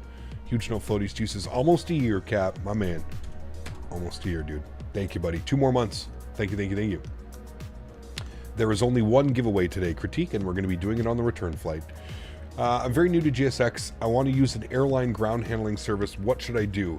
I mean, I have the airport profile, but I'm only getting the default handling service. I guess it depends which aircraft you're in, game your thing.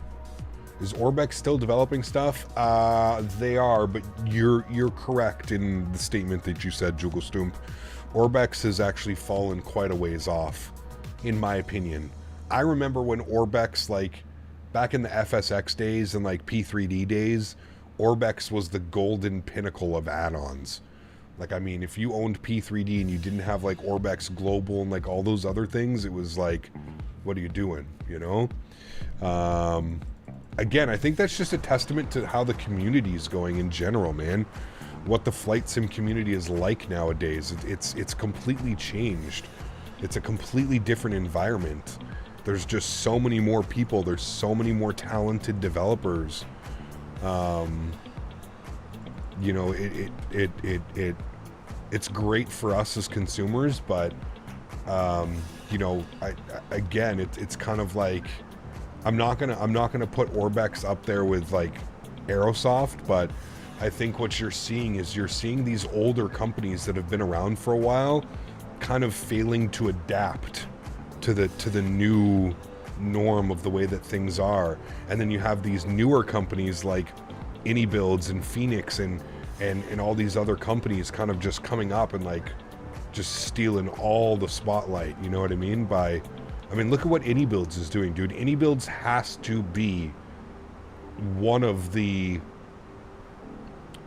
highest producing and quickest developing group of developers I think I've seen. I mean, these guys literally don't fuck around when it comes to like development. Like, there's zero messing about, and that's I think what I love about them. They give you an estimated timeline and they hit that timeline. And their products are usually spectacular. Yes, I will agree. iniBuilds, some of their sceneries and airplanes do suffer from a little bit of performance But at the end of the day, the quality that you're getting from these add-ons and these sceneries and these products are usually far greater than most of what's out there. Do you know what I mean? Coming in through a little bit of cloud up here, I am going to get some engine anti-ice on. Just going to turn that on a little bit here. Did they come out when Microsoft came out, or they've been in the industry for a while? They came into the industry about a year or two before Microsoft came out. The first products that iniBuilds ever did were airplanes for X-Plane 11. They released an A310 and an A300. I think it was the A300 first and then the 310, but it might have been the 310 then the A300. But yeah, they came out for X-Plane. And that's why when they made the transition, when they partnered, remember, don't forget, iniBuilds partnered with Microsoft.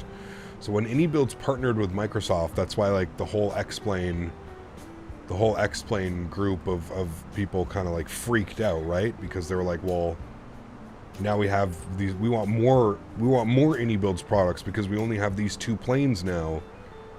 And I guess 3 planes, because they did the Beluga, the A310, and the A300 for X-Plane. Maybe the Beluga was the first one that came out with. I can't remember.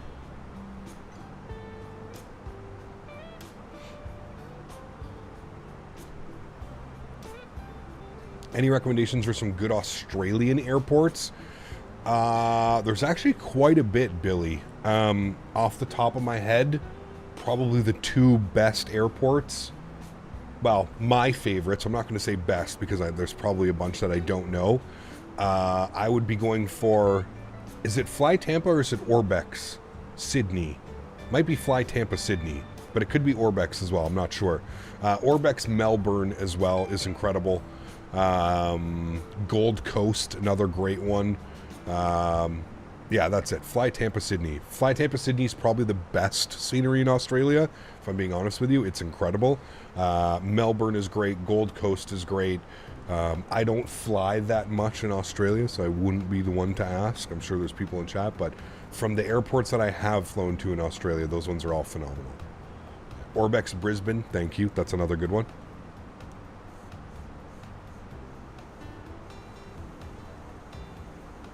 What's the one all the way to the left side, the west side, all the way at the bottom west side? I think it might be Brisbane. That airport's cool as shit. You come in like over the red, like kind of hills and mountains, if you will. Perth? That's the one. I think it's Perth, is it? Airsoft Brussels is awesome. Yep, Brussels is a good one. Performance, though, at Brussels is kind of... You ever flown to DTTA? No. What is that? Top of descent, friends. We're going to enter our descent data. Top of descent is in 9 miles. So let's plug that information in quickly. Let's grab some information here. Vienna, weather. Winds are 290 at 15 knots now. 290 at 15. This is going to be a little bit of a challenge, chat. That's a pretty decent quartering crosswind. 1022 and 27. 1022 and 27. Wonder if I could just land on runway 29. Can I do that, chat? Can we just land on runway 29? Is there a transition into here? Reference. Sorry. Okay, well, hold on. Let's start our descent first and foremost. Let's start the descent. We'll go down to 10,000. We'll start the descent now. I'll put the seatbelt sign on. Like, I don't know if I'm ready to do a 50 knot quartering crosswind for my first landing in an A320 in a while. Let's see what they're doing on flight radar. See what I guarantee you they're landing on runway 27. Or sorry, 234. Vienna arrivals. Yeah, that's exactly what they're doing. They're all lined up for runway 34. There's like 6 planes on final for runway 34. Fuck it, I guess we're sending it, chat. We're sending it. Go big or go home. We're landing runway 34. Minimums. Let's get some information up here. We are on the ILS runway 34. 786. No, category C, 794. 794 on the barrel minimums. Good. Things are better with some spice. True. True. I'm just scared how this is going to go. I literally haven't flown this airplane in 2+ months. And they just tweaked the flight model. I would just also like to mention that the flight model has been tweaked in this latest update. So, this is even more scary now, chat. A new, different flight model on an aircraft we haven't flown in, well, a couple months. Do you know how much the iniBuilds 350 will be? I have no clue, dude. No clue. We're through that little weather pocket up there, so I'm going to get the anti-ice off. Look at that incredible weather with that sun going through. Maybe you'll go to KFC after work on Monday. Nice. Did the flight model improve? I have no clue. I haven't. This is the first time I'm flying it, man. I have no clue.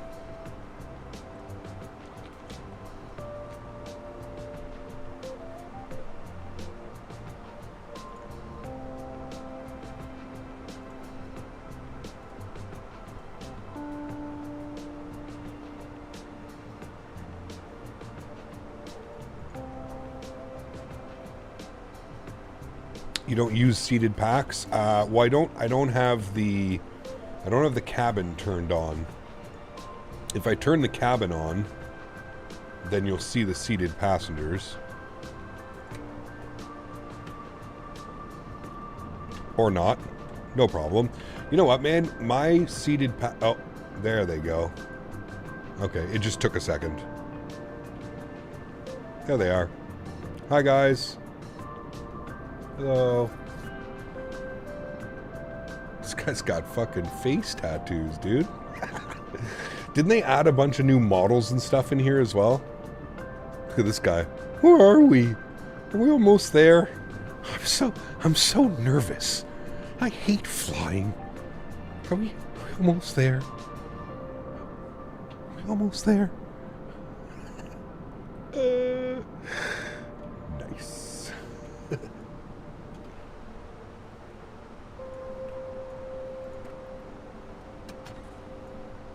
Crazy that you gain 30 FPS as soon as the door is closed. Is this my seat? Am I on a plane? Oh, man. He had the fish. No meal on these flights. Only an hour long.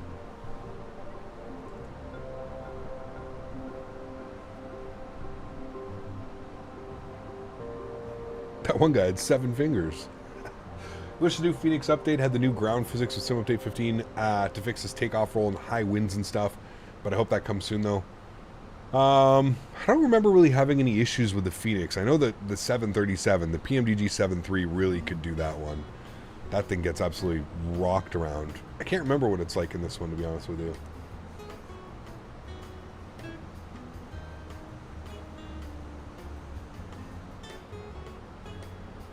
Daniel, I think you are lost.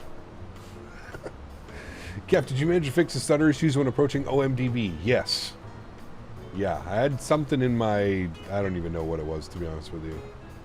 Something in my folder, community folder, or it's causing issues.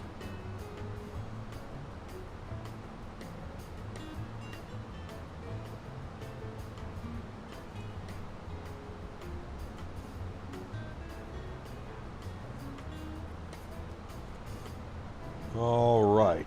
I don't see anybody online. Looks like it'll just be us coming in here today, chat. And then I need to check where this aircraft parked. Where are we parking? All right, I see where we're parking. Let's see if I can pull that up on this as well.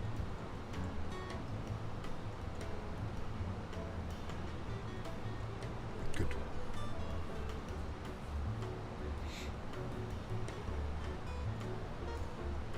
All right, and transition altitude should be 10,000 feet. Transition altitude, which I believe is set in here as well. Good. Proper airbusing, chat. Auto brake low should be fine. I'm predicting a smash, so we'll see how it goes. So you had to move all of your add-ons from your community folder?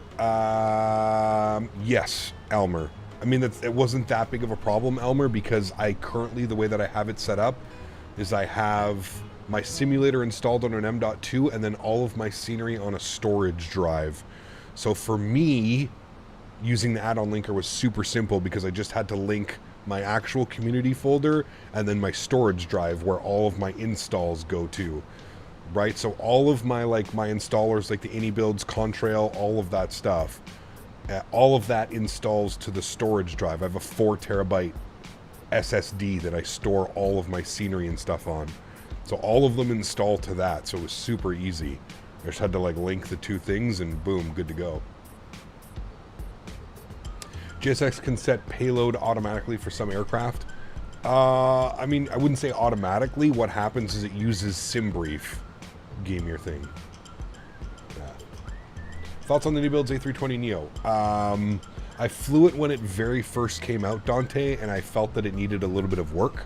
Felt like it just, you know, like a typical release of an airplane. There were some bugs and some weird quirks and stuff like that, but yeah, I enjoyed it. I flew it for a couple days. Wasn't bad at all. Yeah. Don't worry, Cap, the Fenix is way more handy after the update. All my landings were absolutely smooth. You should be okay. We'll see. Remember that I've flown nothing but MD-11 and 777s for the last, like, month and a half. I guess, well, about a month, right? Just over a month? Yeah, about a month. What screen resolution? 1920 by 1080.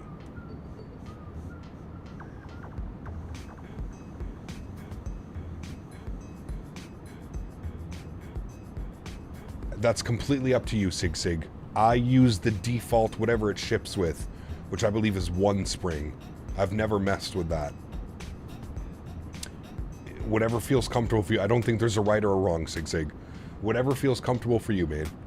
If you want it, it's going to feel a little bit heavier. You're going to have to actually, like, you know, maybe a little bit of force with 3 springs, but yeah.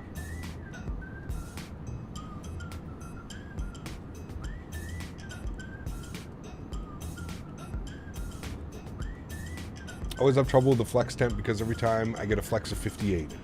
Yeah, I mean, with flex temps, Dante, just know you can change it, right? So you have to think about it this way. The higher the flex temp, the less the engines are going to perform. The lower the flex temp, the better the engine performance is going to be. So if you, let's say you have a short runway, you usually go with a lower cost index. If you've got a long runway and plenty of time to depart the aircraft, you usually go with a higher cost index. That's usually how that works. It's one of those weird things where higher means better, higher means more efficient and more like engine protection, and a lower is usually means better engine takeoff performance. You know what I mean? You can always just go to Toga as well, Manflex Toga. I thought it came with 2 extra springs, so it would have 4 springs. I just wanted to be sure I'm not slowly destroying my yoke, missing 1 spring. No, you're perfectly fine, dude. The spring has nothing to do with the yoke, Sig. It is simply to do with the user experience, how you want the yoke to feel. Some people want a really heavy yoke, where, you know, in real life, the yoke, the column, they're pretty heavy, man, right? So some people want to replicate like a, you know, a very heavy pullback, and yeah, I have, like I said, minor default, whatever it came with.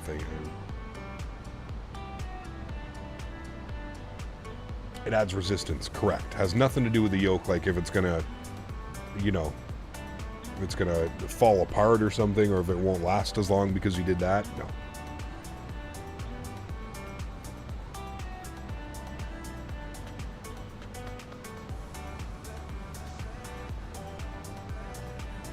There's a new and confused pilot learning the comms in VATSIM, is that bad?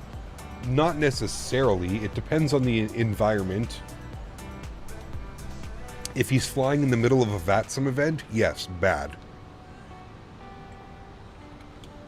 If you're new to VATSIM, I don't suggest joining events where there's, you know, 50, 60, 70 other pilots that know what they're doing, and, you know, everybody has to start somewhere in VATSIM. I had to start. Everybody in chat has had to start somewhere on VATSIM. So it's normal to be new to VATSIM. But I think it's important to just kind of know where you are and know your place more than anything, really. Rob, 18 months. Appreciate you, man. Says, thank you for 18 months of stress-relieving streaming. God, I found you 1.5 years ago. Rob, my man, thank you for the continued support, dude. I appreciate you. Thank you for the kind words, and I'm glad you could be here, man. Glad you could find, you know, a way through life's bullshit, right? Just come and hang out, fly some planes. Do you remember the first VATSIM flight? I do. I remember it like it happened yesterday, Sean. I do, man. My very first VATSIM flight, I loaded up in Toronto. I had no clue what I was doing. I was literally an FSX user using default planes. Do you remember the default planes used to have the little pop-outs, and you could pop out the GPS, and like you could just put 2 airports. You could just put like CYYZ, CYOW, and the airplane would just direct. And I remember I loaded into VATSIM, and the controller was incredible. He was an older gentleman, was incredibly kind, incredibly helpful. And like I loaded in, and I was like, I practiced outside of like VATSIM. I loaded in, I got my IFR clearance. He was just like, I noticed that you filed direct. And he's just like, when you're flying on VATSIM, he's like, we usually replicate real world flight plans. He was like, here's a website where you can actually get like the real world flights. And he sent it to me in DM. And then he was just like, do you know what a SID is? And I'm like, I have no clue, man. I'm so sorry. And he's like, do you know what a star is? And I was like, man, I'm so sorry. I have no clue. And he was just like, okay. He's like, I'm going to say this. And he's like, I'm not being rude, but he goes, you're probably not ready to fly on VATSIM. He's like, I don't want your first experience. Because I put in the comment section, this is my very first flight. I remember putting in the comment section, and he was just like, I don't want to ruin your first experience on VATSIM. So he's like, I'm going to depart you, and I'm just going to give you radar vectors. He's like, can you take heading? And I was like, yeah, I know how to do that. And he was like, okay. He's like, I'm going to give you heading all the way from Toronto to Ottawa. And he did. He legitimately did. He gave me radar vectors the entire way from Toronto to Ottawa, about an hour. And he got me down to the ground. I picked up the ILS, runway 32. I flew the approach, landed, and then after, he like sent me a bunch of information. Like I said, he sent me like, I forget what the website was. I think it was like Flight Radar. Might not have been Flight Radar. It might have been like another one. This was back in, I mean, we're going like 2010, 2009, 2010, maybe 2011, somewhere around there. A good like 15 years ago, 15, 16 years ago. So a lot of those like tracking websites didn't exist back then, right? Yeah, super. And I don't remember his name. I wish I knew his name. But yeah, I remember that was my very first VATSIM experience. And again, this was before, like, I think there was like only like 2 or 3 people on VATSIM, and that's probably why. Sorry, 2 or 3 people in his area, like Toronto. You know, VATSIM nowadays is a completely different animal, right? It's so busy. These controllers are non-stop handling 10, 20, 30, 40 pilots at a time. Back then, you're talking like a busy day would be like having like 4 or 5 pilots on the frequency at the same time. But yeah, he was crazy, man. He was really nice guy. Kind of set me up for like my future flights. And I remember it was only, I started out using, and I think within like a month, I had moved over to X-Plane. I had bought my very first payware airplane that had like SIDS and stars and like a Navigraph. And I remember within about a month, maybe 2 months from like my first VATSIM flight, I was over to X-Plane 10 at the time, and I had the JAR Design A320. That was my very first official payware airplane, which is crazy to think. Which means I haven't been doing this as long as maybe some people, but my very first payware was the JAR Design A320 Neo. And I used to fly Air Canada between Toronto, Ottawa, Montreal, Toronto, Montreal, Ottawa, like non-stop, man. Non-stop. And yeah, kudos to him, man.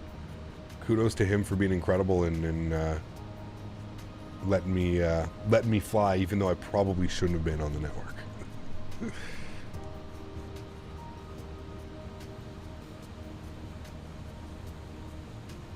Jordan, what's up, man? Good to see you, dude. I can Google this, but I was wondering what are your thoughts on the fly-by-wire USS Liberty. Honestly, man, I think that's like, it's just an irrelevant, right? Two different airplanes. One's a freeware, one's a payware. They do completely different things. I don't think they're both great. I don't think there's really a comparison, to be honest with you, man. They're both great. 1022 on the QNH. Winds are still 290 at 15. Gonna be spicy, chat. Gonna be real spicy. Today was my first flight on VATSIM and I flew to a small airport. It was kind of busy, so I felt bad being confused with the ATC. Had to repeat the comms for me. Again, I don't think that's necessarily bad, as long as you walk away from it, I think, understanding and knowing what things need to be done next. You know what I mean? Doing a very short haul in the 777 after a crash to at top of descent yesterday after a 10-hour flight. Ooh, that's rough, man. Toughest landing you've done? It's a great question. I don't know. Like, are we talking like weather-wise, or are we talking like probably the toughest ones that I've done to do properly? The circle to land into Innsbruck. That's probably one of the toughest approaches, I would say. There's other ones, right, to do with elevation and stuff like that, like landing in Addis Ababa. You know, pretty normal approach, but you're at like 7,400 feet or something. So, you know, kind of like landing in like Mexico City, where you got that high elevation. Madeira is super tough as well. Yeah, because the winds are always gusting and doing weird things in Madeira. So yeah, absolutely. Let me check here, chat. What is intercept? 3,000 feet. So we need to go down to 3,000. Let me bug up 3,000. There we go. Low is very difficult. If you don't know what you're doing, the river visual can be tough. Absolutely. Like I said, there's a bunch of super tough arrivals. I don't know if I can pinpoint exactly which one is my most difficult. If you had to ask me, I would say probably the Innsbruck approach, just to master and to learn properly. Learn like exactly how much of an angle you need and how your kind of descent rate works as soon as you start that turn. And obviously the terrain around you, you're thousands of feet in this like little valley with towering mountains on either side of you. So the room for error is, you know, very small. So,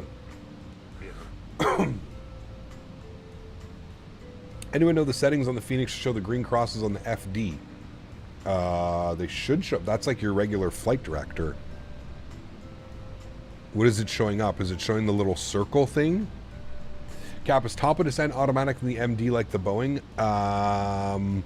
Yes, as long as you set the altitude lower. Yes, and you have it in profile mode. As long as profile mode is on and you set a lower altitude, correct. The RNAV X331 on LaGuardia is my hardest. I had to go around twice the event on VATSIM. Felt bad. At least I knew I missed the approach procedures and everything.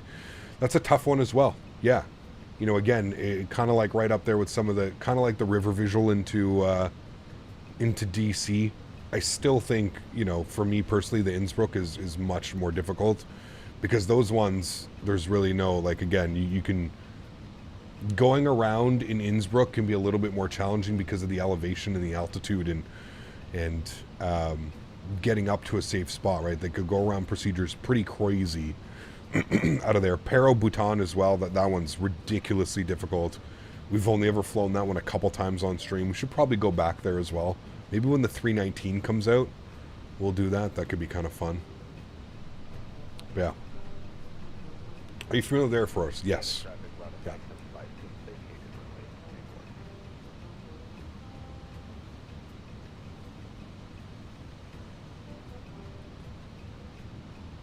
It's a little white cross there. The FD is on. Weird. Not quite sure. Let's arm localizer. Lokestar captured. Hey Cap. Hey. When I use the frame gen mod, my screen glitches and all weird stuff happens. The frames are insane, just a little glitchy. Know any fix? Turn some of your settings down. Usually if that's happening with frame gen, that means that you're using too much VRAM. Try turning some of your settings down more. Try turning your object LOD, or your distance LOD, your TLOD. Try turning some of those down, find that sweet spot. But usually that means you're using a little bit too much VRAM. And that was you, Clifton? Well, thank you, Clifton, for the support, man. I appreciate you, dude. Thank you.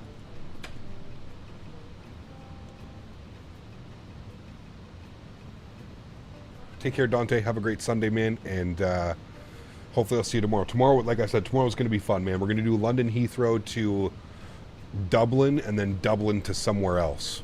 So it'll be a good one. We'll take a look at the UK update and the Ireland update. So I'm excited about that one. Very excited about that.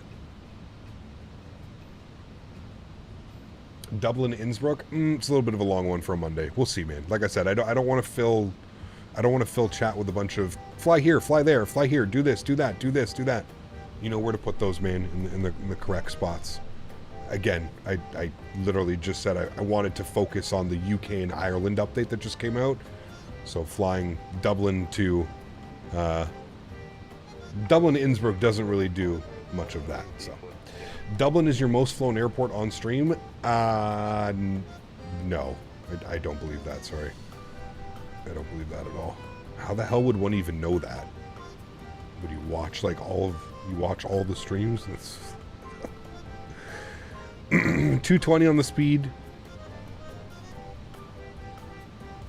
And let's go ahead and arm our approach. He has to send me V2 yet. He hasn't sent me V2 yet. Probably said this 100 times before, but I forgot that turbulence should be set to medium. That's what I have mine. No idea why it doesn't say my name. Streamlabs being weird, but thank you sounds good. It's got it now. Clifton, huge no floaties to you, man. Thanks for support, dude. Appreciate you. Thank you, thank you, thank you. If I can get a hold of him tonight, Yeti, and he sends me over V2, we can definitely take a look at Edinburgh tomorrow. But I don't...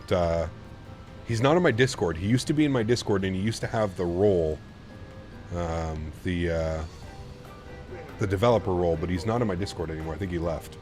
Probably too many idiots in there. Have you flown the A300 since the update? Nope. That's probably going to be one of the next airplanes that we fly. After this one.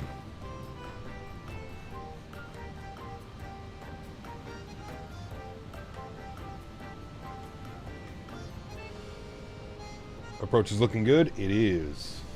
Yes. And we're going to pause our music and we're going to turn our sounds up as we are ready to rock and roll. We're about to capture glide path. I'm going to bring our speed back down to 10. I'm going to go flaps 1. Here comes glide slope. Did I arm approach? I felt like I arm approach. I'm going to arm approach again because it looked like it didn't arm it. Now we've got our glide slope. Now that's looking good. Speed back to 180. And we're going to go gear down. 2,000 feet. 8 mile final. Gears coming out. Sounds are going up. Just going to turn all of the lights on now. And approach mode should be activated, correct? It is. Good. So approach speed. Flaps 2. Ground spoilers armed.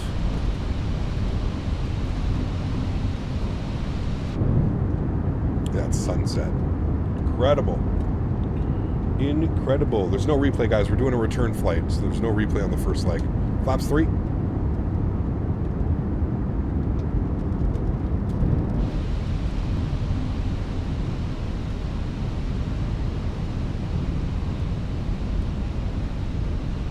That wind is going to become nasty here in a second. I already know it. 160 knots, flaps full.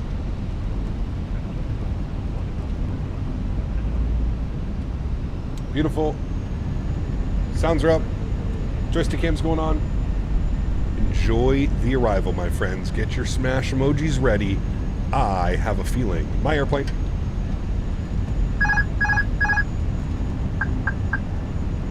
Alright, landing checklist, ECAM memo, no blue. Landing checklist complete. Alright, watch that wind. Currently right now, pretty decent quartering headwind. Watch that shift here coming up. All hell's going to break loose here in a second. I already got my feet ready for my rudder corrections.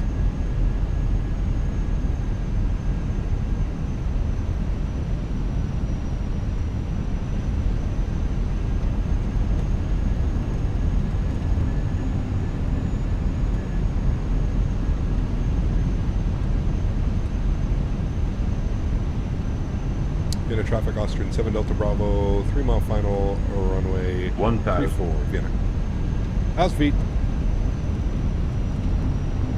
Let everybody know we're on a 3 mile final. You know what, dude? Those winds, oh, I'm not going to speak. I'm not going to speak too soon. Those winds are like blowing right down the runway almost. Shh, I'm not going to say anything. Fuck, I spoke too soon. It's already shifting. It's already shifting. We're in trouble.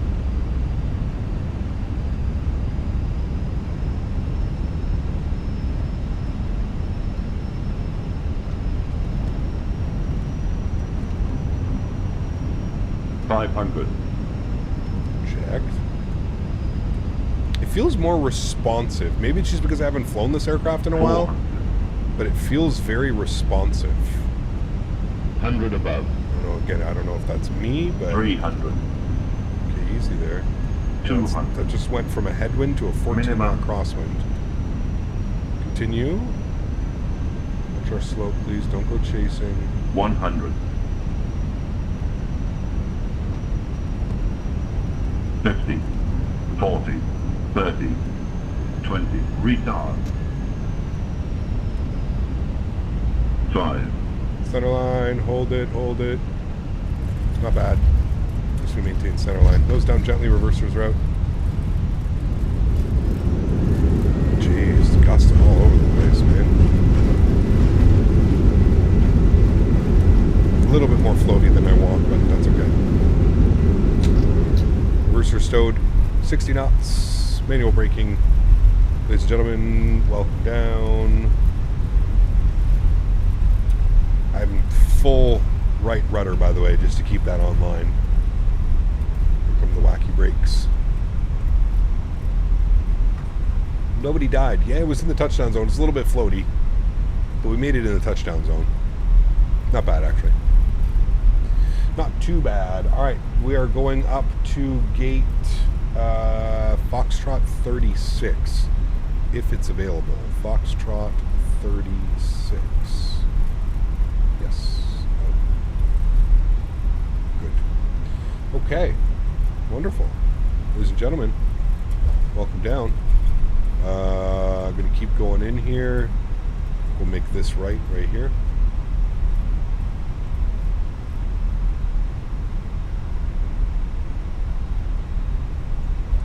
And don't forget, we are doing the return leg. We're going back to Dubrovnik.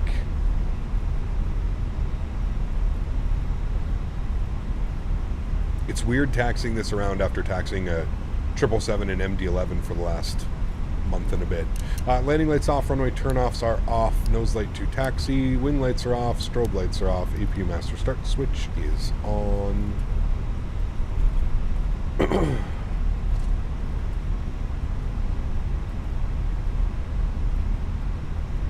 How is it back to a narrow body? It feels weird, to be honest with you. It feels weird. I'm very low to the ground as well, which is kind of different. It's going to take me a little bit, probably a couple days, to get my depth perception back. Flaps and spoilers going clean. Look at that sunset, though. Absolutely beautiful. Did you hear that? The girl that just said, "Ladies and gentlemen." Did you guys hear that or no?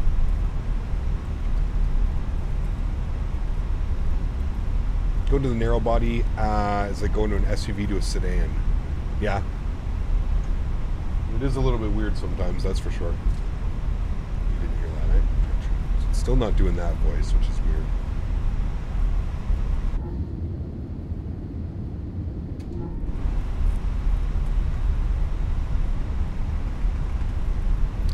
Alright, we are going in here.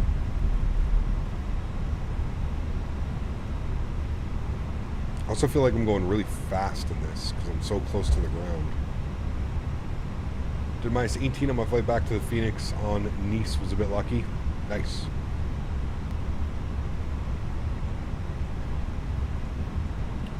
Alright, what gate did I say? Foxtrot 36. I have a feeling that might be taken already.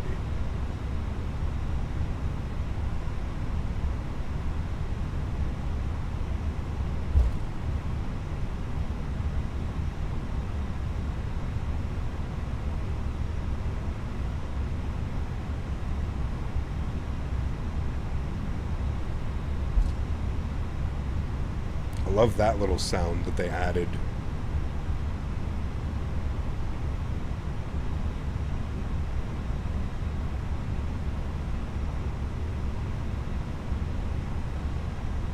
These are... what's happening to the gates? Apparently we went all the way by it. Okay. I'm gonna go Foxtrot 12? Yes. No. I didn't see it. I guess we went right by it.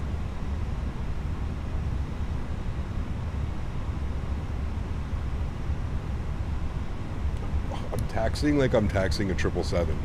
I'm taking these turns just insanely wide. It's crazy, man. It's so different flying this aircraft from what I'm used to flying right now.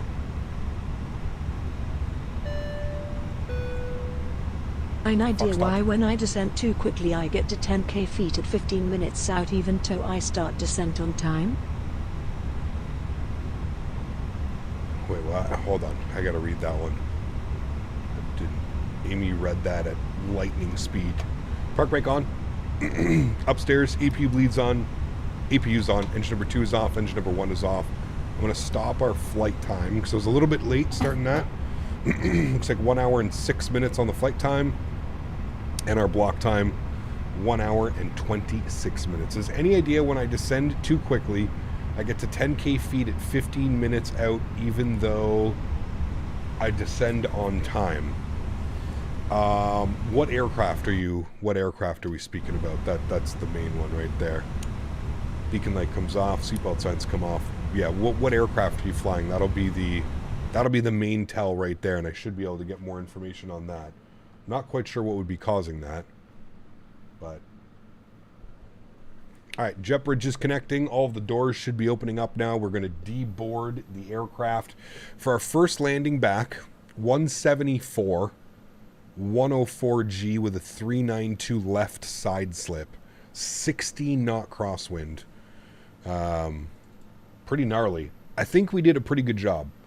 We definitely crabbed it down.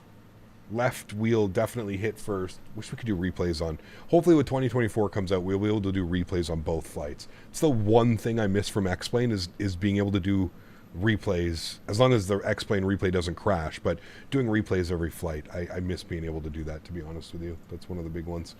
Oh my goodness. Tow truck is going a little bit crazy down there. No problem.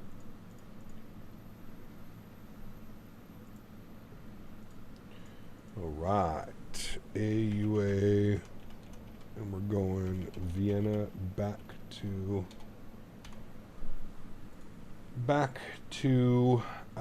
Dubrovnik. We're going to be in the CFMs.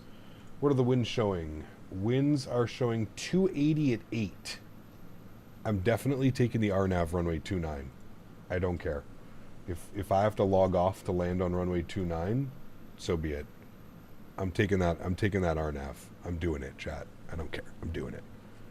With winds 280 at 8 in Dubrovnik.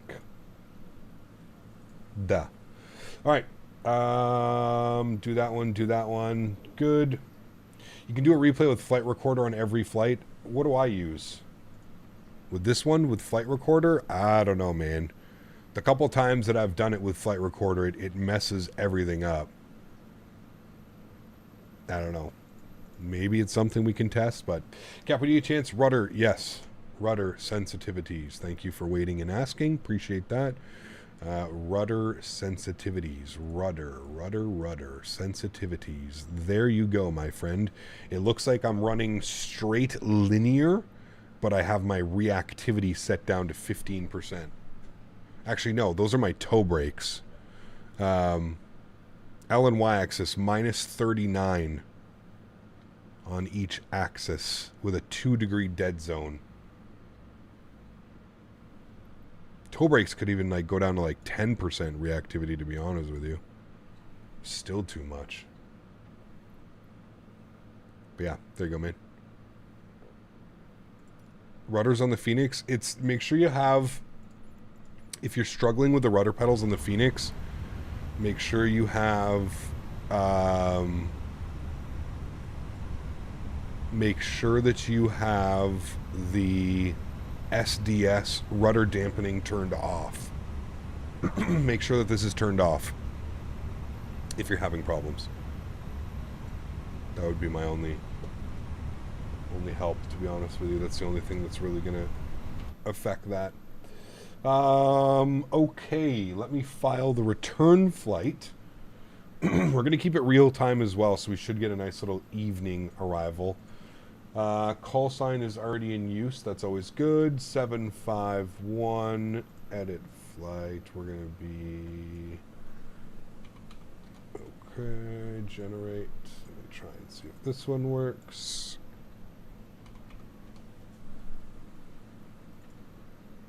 That one worked. Beautiful.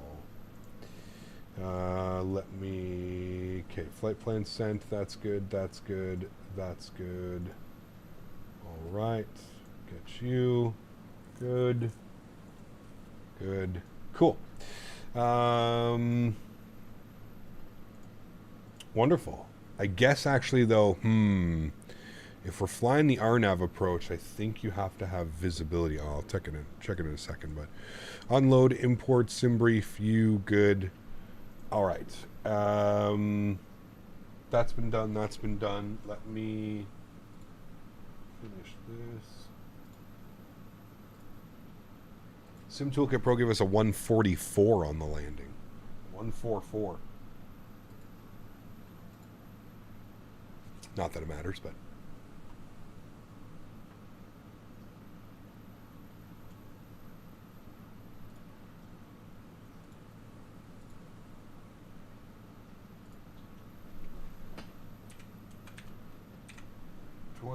Fly Microsoft. All right, good.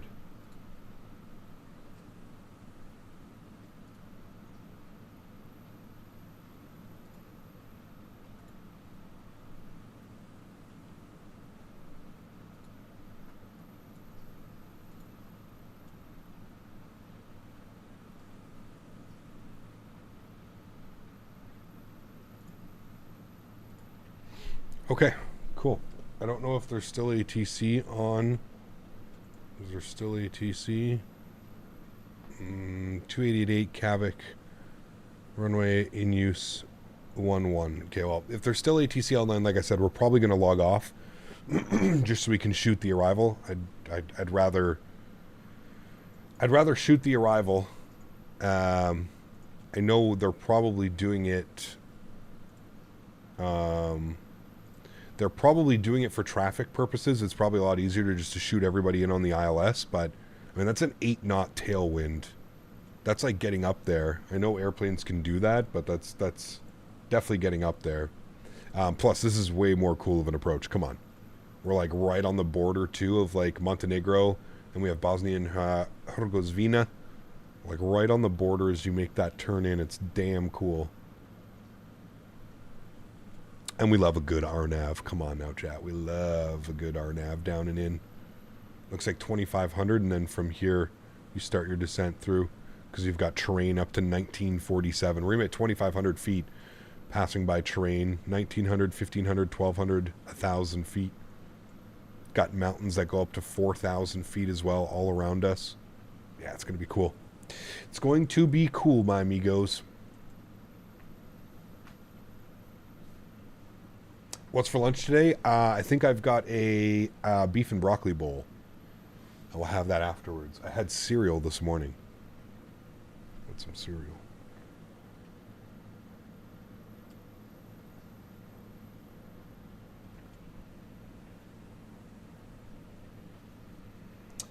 Erlich, how are you, my friend? Good to see you. Welcome back. I hope you're doing well. Welcome, welcome, welcome.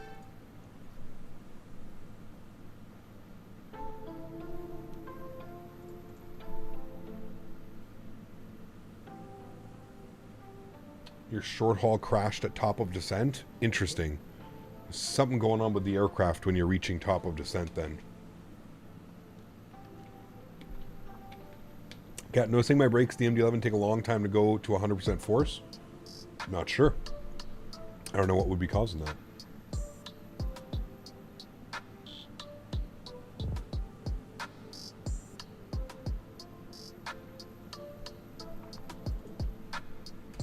All right, let's jump back inside the aircraft. Let's come down here to our tablet. We're going to import our next flight. Good, Vienna back to Dubrovnik. Let's go to, I guess we have to wait for mass and balance. 137 passengers on the flight back. Yeah, so a little bit lighter on the way back. So we're going to have to wait for them to finish the deboarding process. They're almost done. So they're almost done with that. We can start plugging away some stuff here on the McDo though. If you go to our init ref, we'll do our init request. Grab that from the ACARS system. There we go, Vienna back to Dubrovnik. Flight number on the way back is Austrian 751.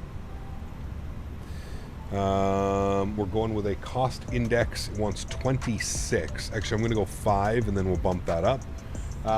Cruise level 350, 35,000 feet. Good. Init B page, we're going to wait on that one. We can't do that one right now. Vienna, we're going to be departing on runway 29. We're going to be departing on the St3 Charlie departure. The St3 Charlie. Where are you? St3 Charlie. Good. I don't think there's a transition. Nope. We'll insert that. Beautiful. And then into Dubrovnik, we're going to be planning for the RNAV runway 29. Is it a special one that we have? Is it the RNAV Bravo or the regular one? I think it's just the regular. Yeah, we want the RNAV, the regular one. So the RNAV 29, we're going to be on the Nira 1 Yankee. And our transition or approach via is going to be Olegu, which is correct. So we'll insert that. Beautiful. Cool. Flight plan's in. We'll scroll through. No discontinuities. Nope. All is looking good, friends. It's going to be a great arrival. Very much looking forward to this one. Cool. And if the sun goes down, we'll reset the time to make it like for sunset, so don't worry. Come down here, config. Don't need that, sorry. Menu, AtSiu,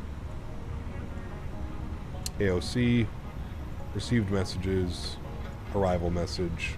Good. Alright, I think we're good to go now. Yes. Load aircraft, GSX. Alright, boarding has been requested. Beautiful. We start boarding the passengers, get the cargo, get the fuel, and we out of here. Screens down.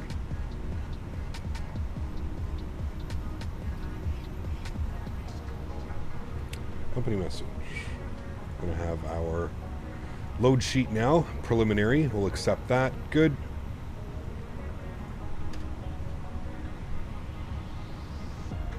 LS gonna come off. We'll recycle the flight directors as well. And we'll have a quick little briefing on the departure here. This is Steam 2 Alpha out of runway 29, so it's going to be a left turn immediately and out. Initial climb will be 5,000 feet. We'll climb unrestricted to 35,000 just in case, but initial climb to 5,000. Beautiful. 1022 is set. That's all looking good down there. And then we're just waiting for the numbers for our init B page. We have to be all boarded for those numbers to come up. Cool. One flight for me today. Family plans. Nice. Enjoy your day, man. Cap, will you be part of World Flight again this year? I believe so. We're just waiting on a couple things to get finalized, but yes, I believe so. I believe I'll be on the World Flight team this year. Hope you're well, Cap. Haven't tuned in a little bit due to work. Kill My Skills. Good to see you, man. Welcome back. Hope you're doing well as well. Might have paused the top of descent enabled. Maybe. Yeah, check that. You don't want that on. Heading to Barcelona from here. Going to try and catch the sunset over there. Nice. Enjoy, man.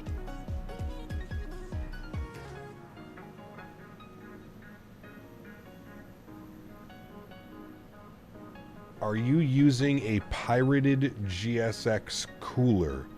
Because the latest GSX is very optimized and doesn't lag.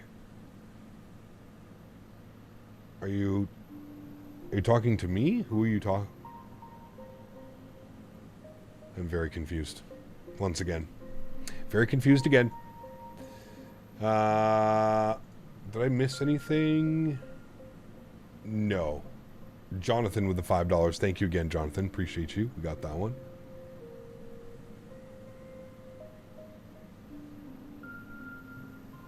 Oh, you're talking a cooler. I was so confused.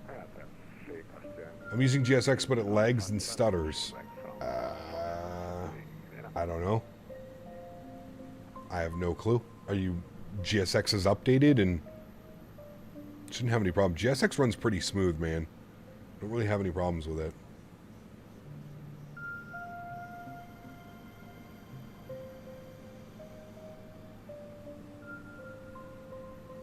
I thought like he said capped and it got corrected to cooler. That's why. Bomb tech. It's like what? What? I was very confused for a second.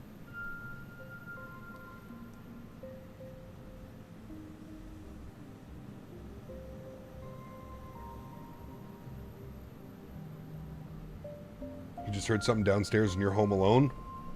Get the flashlight and the bat out. Let's go.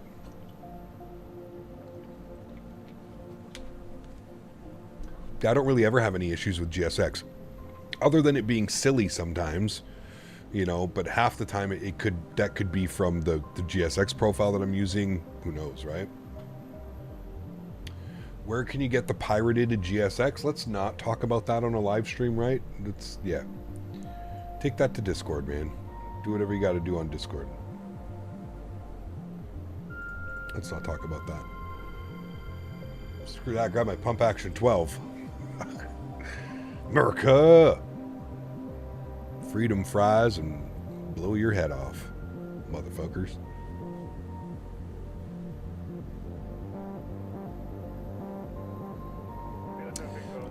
Mike, good to see you, man. Good. So far, so good, man. Feels good to be back in the Airbus. I haven't flown the Fenix in over 2 months. I flew the PMDG for like 2 weeks leading up to Flight Sim Expo, then got home from Flight Sim Expo about a month ago, and it's been nothing but MD-11 and 777s. I haven't even looked at another plane, so it feels weird, man. It feels weird to get back flying the Airbus, but always enjoyable, right? The Fenix is so good, man. So good. I think that's going to become the difficult thing, honestly, is now that we're getting more and more and more airplanes coming out that fly very differently from one another. I think is, for me, the most challenging thing is going to be flying those aircraft correctly and flying them nicely, you know? Is Parallel 42 SimFX worth it? For me, no. I'm not going to tell you how to spend your money, but I think it's far too expensive. Are the effects cool? The stuff that it adds, is it neat? Yeah, absolutely.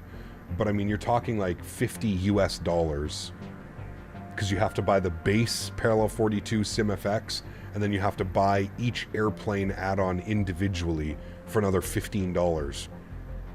I don't know about that, man. Can you delete the old installer? No. Which is kind of weird. You need all three on. Yeah. Aviator Chill, what's up, man? Good to see you, dude. Welcome back. Hope you're doing well. Good to see you, man. Definitely think that the update was 100% a prep update for the 319, 321. Getting excited. Hopefully, man. Really, really, really hopefully. I mean, man, what an incredible time. Could you imagine that? Within like 2 to 3 months of one another, we get an MD-11, a 777. I mean, you have to think that PMDG is close with the the freighter variant. I believe that the freighter variant's going into testing. That shouldn't take very long, right? Like, you would think the beta or the testing for the freighter would be a week or two max. Which also means that the Max is probably coming out soon from them. We also have the iFly Max, which has got to be coming out soon as well. So, yeah, pretty exciting time, man. Pretty exciting time. I've just downloaded this game on Xbox. Any tips how I can download liveries for free on Xbox? I don't think that you can, James. It's one of those unfortunate things because you're on Xbox. I believe if you do get livery packs, you have to pay for them. I know the minority, but I'm looking forward to the Max a lot. I am too, man. I mean, there's so many of them flying around the skies, right? So it gives us a ton of opportunities for some of the flights and some of the things that maybe airlines and stuff that, you know, we only have the NG, but they fly the Max. But I'm excited. That 777 freighter comes out, MD-11, A300, 777 freighter, the flying boxes for a while. Yeah, I'm right with you, Tim. I love flying cargo, man. I love it. You could do this flight on a Max. You could. Yeah, you could do anything, right? But Air Canada Max 8, I mean, that's exactly it. Like, there's some, you know, if I were to load up an Air Canada NG, the chat would probably just be like, Air Canada doesn't fly the 737-800, Captain Canada. As if I didn't know that. But now that they do, now that we're getting the Max, we can rip some Air Canada Max 8 and stuff like that. Dude, it'll be awesome. It'll be cool. It'll be cool to be able to do some of those. All right, we are fully boarded. We are going to get some more. Why is that flight plan showing up like that?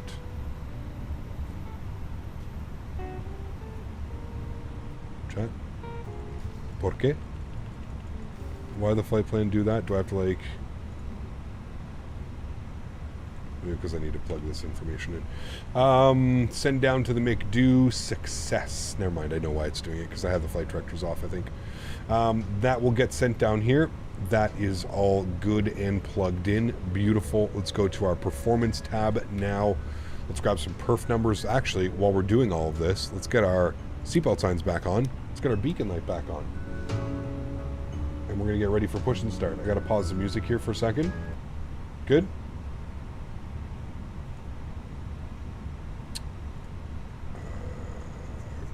Good. Let's go ahead and. Oh, fuck! I forgot we had fuel. Shh. No problem.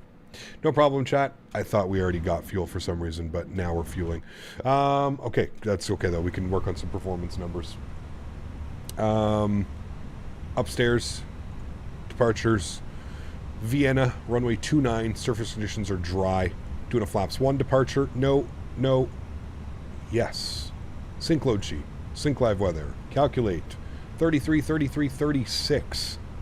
Flex a 66. Oops, didn't mean to press that twice. Send down to the McDo. See if all these numbers get down. 33, 33, 36. Runway 29. 1/down 0.5 with a flex of 66 degrees. Beautiful. Everything looks good to me down there. I guess I have to turn the seatbelt sign off. And there we go.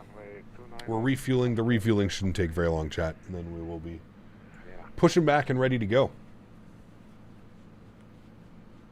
Do I have to pay for specific airports and maps, or is that all good?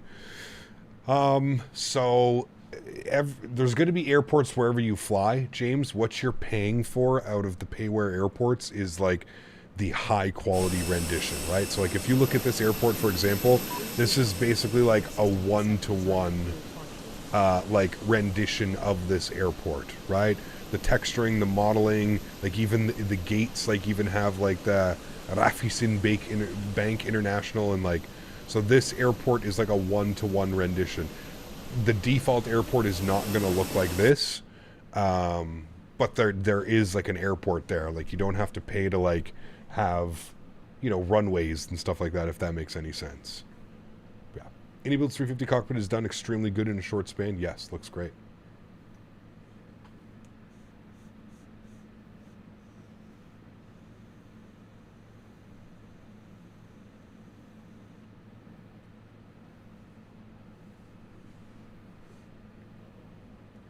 Start with deliveries, then like EasyJet, BA, etc. Yeah, absolutely, man. Absolutely. Are you using the iniBuilds A320neo? I suggest learning that airplane. That's probably the best airplane as far as like what it's going to be able to offer you. Matthew, what's up, man? Good to see you, dude. Welcome back. Hope we're doing well. Just bought Flight Beam SFO. Nice. Beautiful scenery. Beautiful scenery. I guess we don't have to pause the music then until the fuel truck's gone.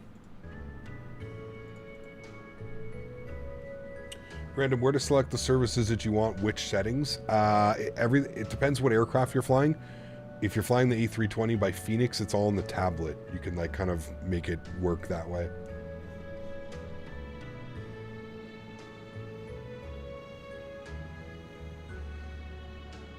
Imperator, I was having those problems as well. I ended up getting add-on linker and deleting a bunch of like old sceneries. You know, if you go in File Explorer and you go to your community, you can click on like, you know, sort by date. For me, it was my community folder. My community folder, there was something in my community folder that was causing issues. I now use add-on linker and I only install the sceneries that I'm flying into. For example, the only two things installed in my community folder are my airplanes, like GSX stuff, third-party airplanes, liveries, and then the two sceneries that I'm flying into. I have no other sceneries installed right now. I just have Vienna and Dubrovnik. So, give me your planes in your community folder. Yeah, planes, liveries, GSX, and Navigraph. All of that stays in the community folder. And then I just link, I use add-on linker to link the sceneries that we use. That's it. And like, yeah, it's one more step to like do every time you want to fly, but honestly, it's so easy. I mean, you're talking like, I think it takes longer for add-on linker to boot up than it does for you to actually just like go and click and link the sceneries over. It's pretty crazy. What's up, Cup? How's it going, man? How'd the first landing go? Any go-arounds like the JetBlue flight in Florida? No go-arounds today. The first leg went pretty smoothly. It was a pretty decent landing, a little bit floaty. Kept it in the touchdown zone, and we were dealing with a 16-knot gusting crosswind. So it was a little bit spicy, but it was pretty decent. You can always rewind it, don't forget, right? I think these streams you can go back up to an hour, so you can always just jump back, have a quick little look, and then jump forward. It's a really good app, the add-on linker. It is, yes. Very good app. I agree. It's so easy in performance. Well, here's the big thing, and that's what I'll say, Bomb Tech, is I don't necessarily know like if like performance is better, like, oh, I get much more FPS now in my simulator. The one thing that I have noticed is like if I depart and I'm getting 70, 80 FPS, by the time I land, I'm still getting 70 and 80 FPS. That's the biggest thing that I've noticed for me, is there's zero degradation.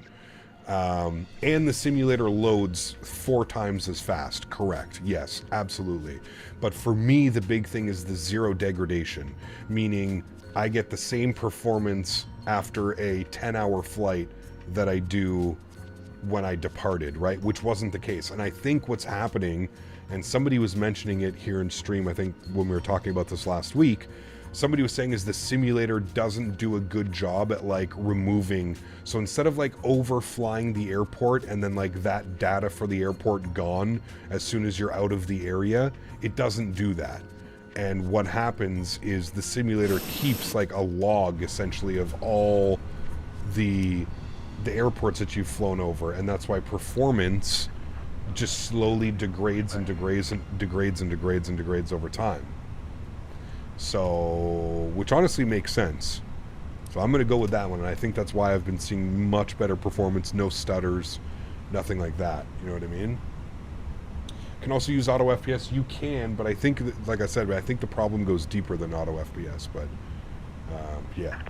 Departure checks completed. Bypass. Do I get any airlines with the Xbox version? You're going to get the iniBuilds A320neo, which you can go and I'm going to go flight directors. The A320neo, which you probably have to go to the marketplace and download for free, I think. Do GSX profiles stay? What do you mean, do they stay? Like, yeah, they should always be there. I was told that removing your controls from your community folder fixes a frame drop on approach. I did it and it fixed it for me for the most part. Interesting. I removed your controls after last year's like world flight stuff, Mike, so I can't confirm.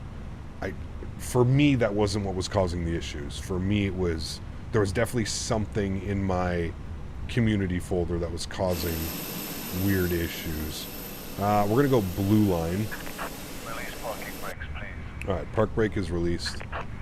I'm gonna keep the same squawk, I guess, 5227. We'll see how that goes.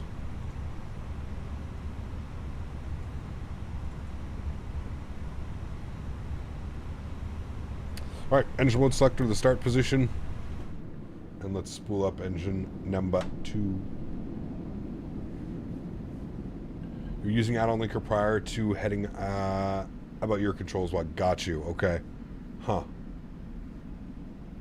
You're not able to update the Fenix? Go to the Fenix Discord or the Fenix website and go to My Downloads. You have to install the new installer. Chris, you gotta go download the new installer.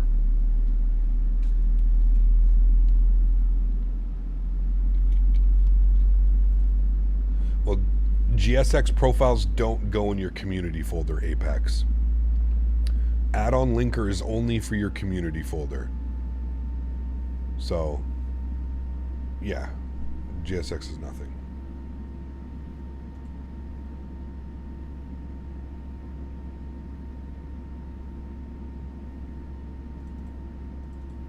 Alpha Mike, I'm not going to read your message, man. Come on, dude. You got to be a little bit smarter than that. Obviously, a content creator, I'm not going to condone piracy and, you know, stealing from developers. If you really, really, really want this scenery, then you'll find a way to get it and pay for it, just like everybody else, man. Scenery is fantastic. Great scenery. Definitely worth every penny. Wait for a sale. I don't know, man.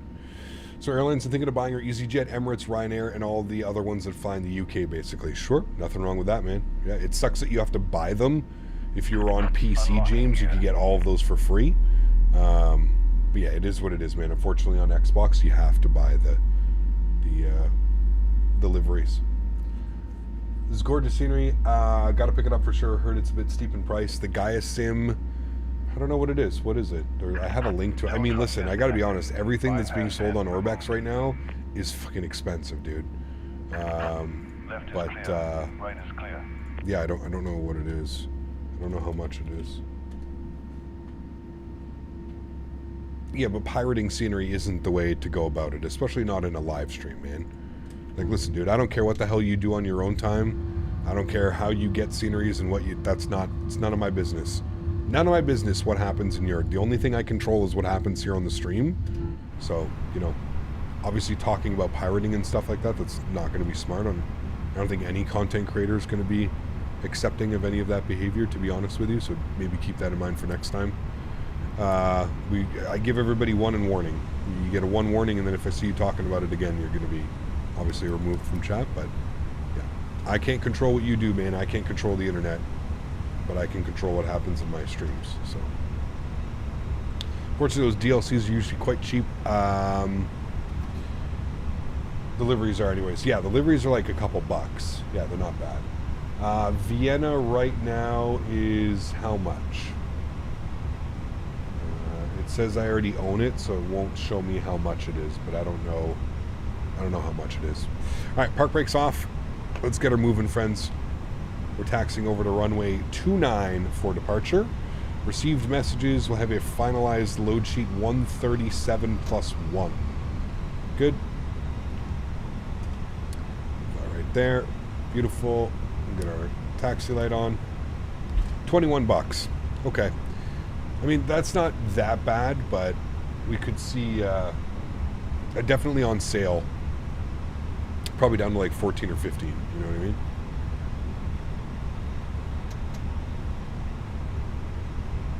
Airports are more expensive. Yes, most of the time, absolutely. Airports are going to be more expensive. We're going to leave the ramp. We're going to make our God, it's crazy how this one's so much more detailed.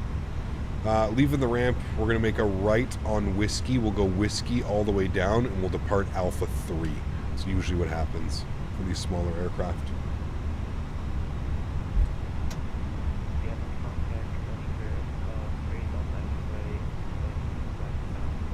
All right, takeoff config test. Check. Cabin crew. Advised. Ready to go. Here's our right on Whiskey. This guy's clearly a troll. Let's just do that, and there we go.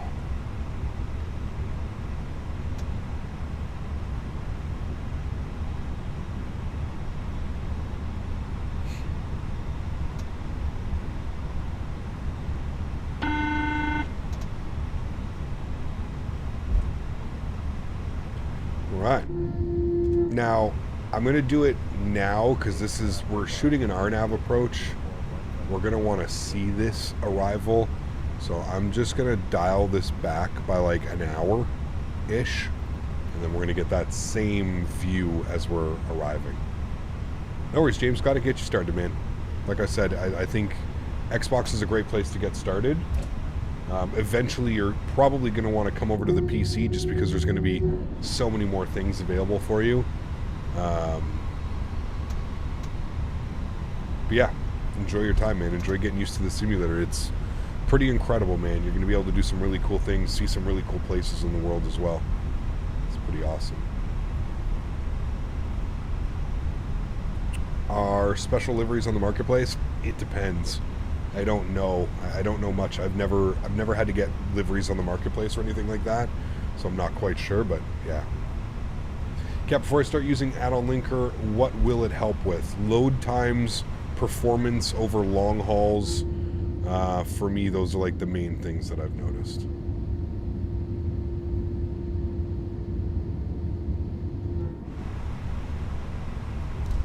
Vienna traffic, Austrian 751 lining up runway 29 via Alpha 3. Vienna traffic. Shake and bake. Shake and bake. The update sounds of Phoenix are insane. When I thought they couldn't get any better, they're real nice. Yeah.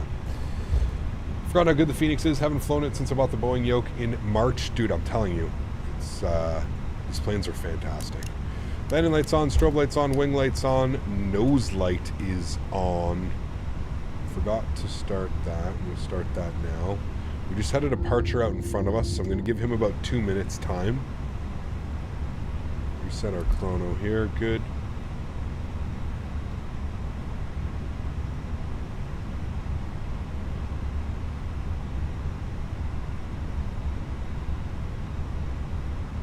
Cap, I'm heading to Barcelona. You can take off whenever you drive. Ah, that's right. Okay, thanks, man.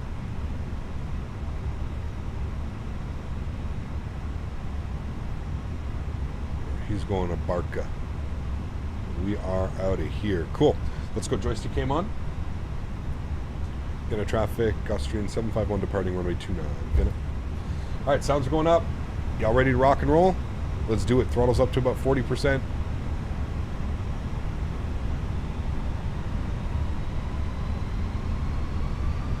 Chrono comes on. Slight nose down pressure on the side stick. Let's go. Manflex 68 SRS runway auto thrust. Bleu. Take off power set. Airspeed's alive. 100 knots, neutral.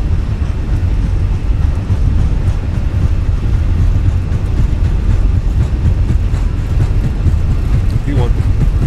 The road top in.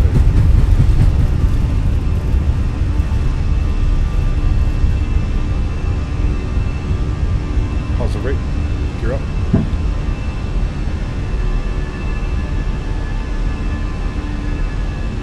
Immediate left turn.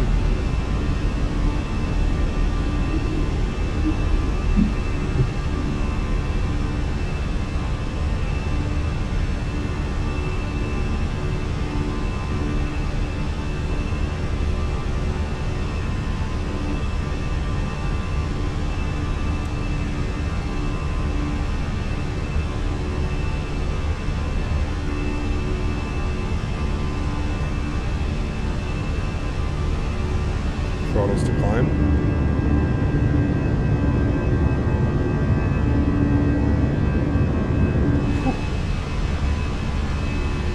Nice. That nose down, gain some speed. Upstairs, runway turn-offs coming off, nose lights coming off, wing lights coming off.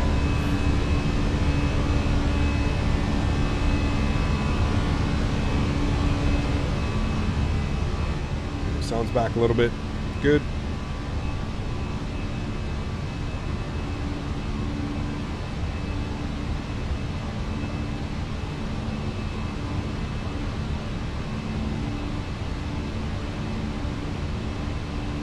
Let's go flaps clean.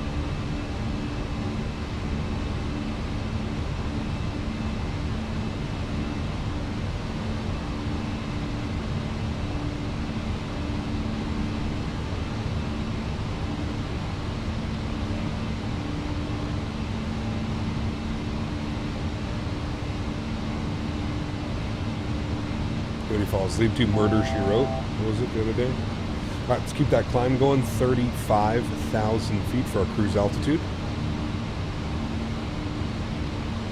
There's 250. We'll pitch for climb. Beauty. Through 5,000 feet. Autopilot 1 is on. Flight deck. Just enjoy some of the views as we depart out. Setting sun. Murder, She Wrote. It's his favorite show. I've been told. I don't know, but it's what I've been told. I don't know if that's true or not.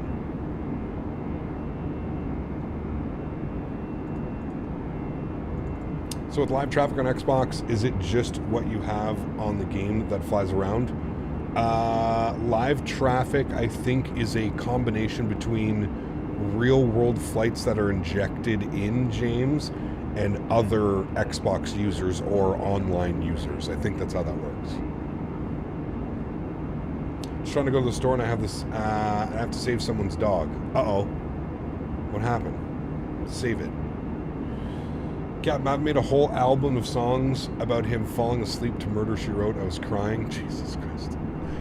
Mav's going too far with these AI songs. Way too far. Right, ground spoilers disarmed. That's there. Upstairs. 10,000 feet. Lights are off. Standard barrow pressure.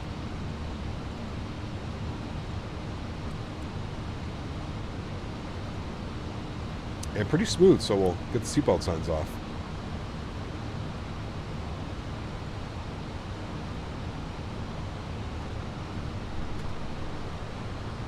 Yep, Jeff, Shanghai scenery. I'd have to check. I don't know what sceneries I purchased and what I bought from our last Asia tour. I'd have to look, to be honest.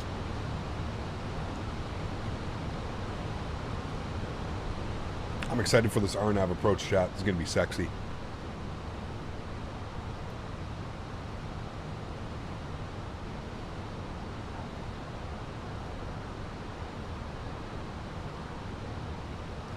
Cap, on the max drops, will you make your way back to Omaha? Maybe.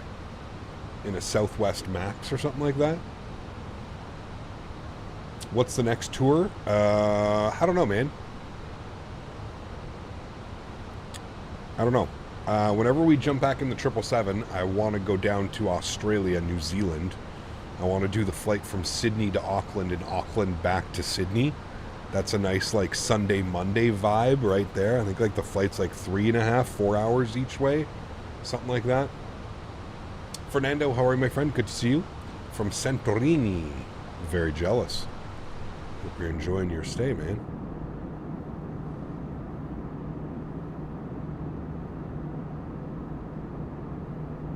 I got the deluxe edition. Does that mean if I start at Dubai, it will be chaos? No, you should be fine, man. Although I don't know. I don't know what it's like on the multiplayer servers, but... Well, there's some flights down in South America, but I've noticed there aren't very many sceneries down there. There's not, Mike. And I got to be honest with you, Mike. The ortho is... atrocious. It sucks. It really sucks. If you're going to do South America, you got to stick to that little triangle of like Rio de Janeiro, a little bit south, a little bit north. Yeah, the ortho is, dude. It almost reminds me of like flying back and like, because it's just so patchy that they're using just like the default textures, like the literally like the default FSX textures. It looks like you're flying back in like FSX. Yeah. It's quite bad. You're getting the 737-800 itch again too. Haven't flown it since the 777. Will the 777 MAX include modernization? The 777 MAX and X-Plane does not include it. What do you mean by that, Garen? Modernization? Can you elaborate on that a little bit? I'm not quite sure what that means. Like, is it going to have the new screens and like all the new systems? Yes, absolutely. Grant, 13 months. Appreciate you, man. It says road to 2 years starts now. My man. Good to see you back, dude. Huge no floaties to you. Thank you, man. 13 months. Appreciate it. Yeah, it's very defaulty mesh because what happens is it's so cloudy down there all the time that the satellite imagery is just, yeah, no bueno. No bueno.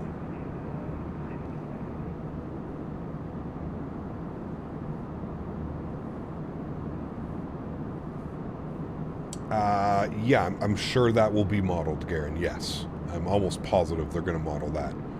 The very slow engine spool up of the those engines, yes. I think that that'll all be modeled. I don't know for sure, but I think so. What was the airport in Brazil where it was like a circle to land on a very short runway? That one flight was awesome. That's SB... it's in Rio. It's one of the... It's like the city airport. I forget what it is. Somebody's going to know. I think it's SBRJ, I think is the... SBRJ, I think is the ICAO. Yeah, that airport's insane. Santos Dumont, thank you. That's what it is. In your opinion, what's the hardest thing to learn about VATSIM? Is the difference between flying in different countries? Yes. Yes, and how things are done and transitions, and flying in Europe is a whole new ballgame, man. It is completely different than flying in North America, South America. Flying in Europe is, it's yeah. How is LDDU? It is beautiful. Very nice. We're actually going to be doing a giveaway here in a second. I've kept the giveaway for when the OG members of the stream have been here and hanging out, so everybody that has a chance on winning now is probably people that have been here since the beginning and hanging out, so. Cloud is good. Storms are epic at a higher altitude. Yes. Yeah. You remember for 11 months, 1 day, 1 year is coming soon. Nice. Very cool, man. Now, giveaway is going to be when we get to cruise altitude, which we're almost there. 23,000 feet for 36, or was it 35? I think it's 35 we were supposed to go to. 35,000.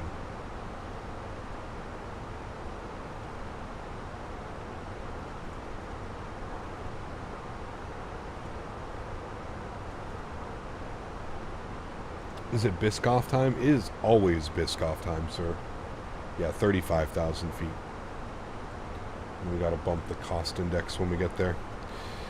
Cap, can you fly to my home airport, KPWM, Portland? We have scenery for that, don't we? Is there like a cool like harbor approach or something? Is that one, or am I thinking of something different?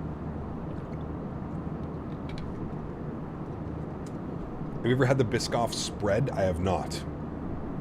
I don't know if we have that up here, to be honest with you. I think that's a purchase I may have to get. That is the one, the harbor visual? Yeah, that airport's awesome. We do need to fly back into there. We've flown it a couple times, creeped out. That one's cool. Cool approach.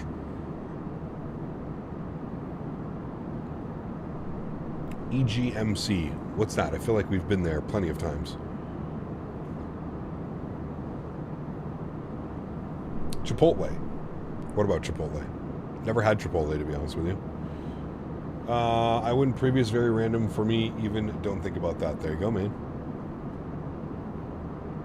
I have a pack of those cookies at my work in my locker. Don't ask how or why. My man. Did you ever get the brownie brittle, Justin? Do you guys get all the snacks and shit that they put on the airplanes? You get that brownie brittle? Dude, that shit is crack. What's it called again? I had some. I picked some up in Vegas before I left. You got like 3 boxes? Man. Shit is awesome. 12037. 12037. Who is this?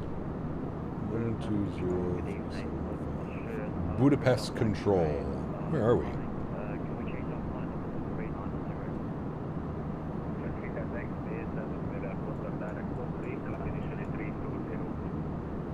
I guess we're through his airspace for a little bit.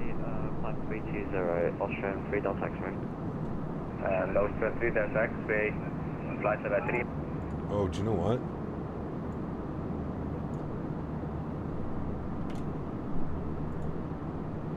Nothing. I definitely wasn't connected as somebody else. At work, don't tell anybody. Nice.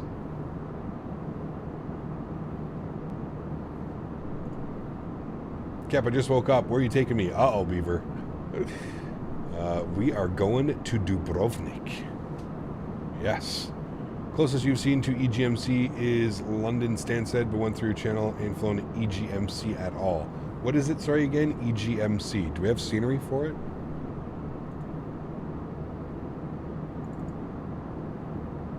Budapest Control, very good evening. Austrian 751. Flight level 280, climbing 350. Austrian 751, establish radar contact, initially climb to flight level 320 and proceed to Koch. Right, we'll initial climb to 320 and we'll proceed direct to Koch. Austrian 751. Alright, direct Koch and initially 320. London South End. I feel like we've... Let me check my folder. Austrian 751, continue climb to flight level 350. Continue climb 350, Austrian 751. 350 is our...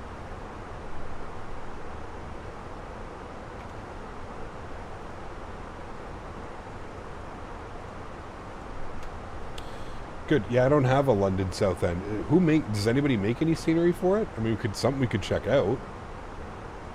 But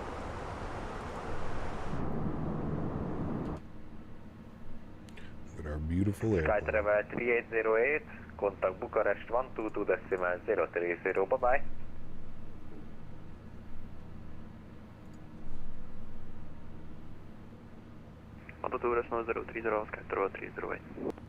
And just to confirm, proceed to Takeoff. Costa, what's up, man? Good to see you, dude. Pilot Plus on Orbex. I feel like that's what I mean. Like, I feel like I own it. I'll have a look at my Orbex. I feel like I have it. Some good short hops in 350 in Europe. Excited to do Helsinki to Heathrow with Finnair and Copenhagen to Stockholm. Ooh. Yep. 766 uniform, direct Rasup. Yep. Direct Rasup. 766 uniform, thank you. That'll be a lot of fun, actually.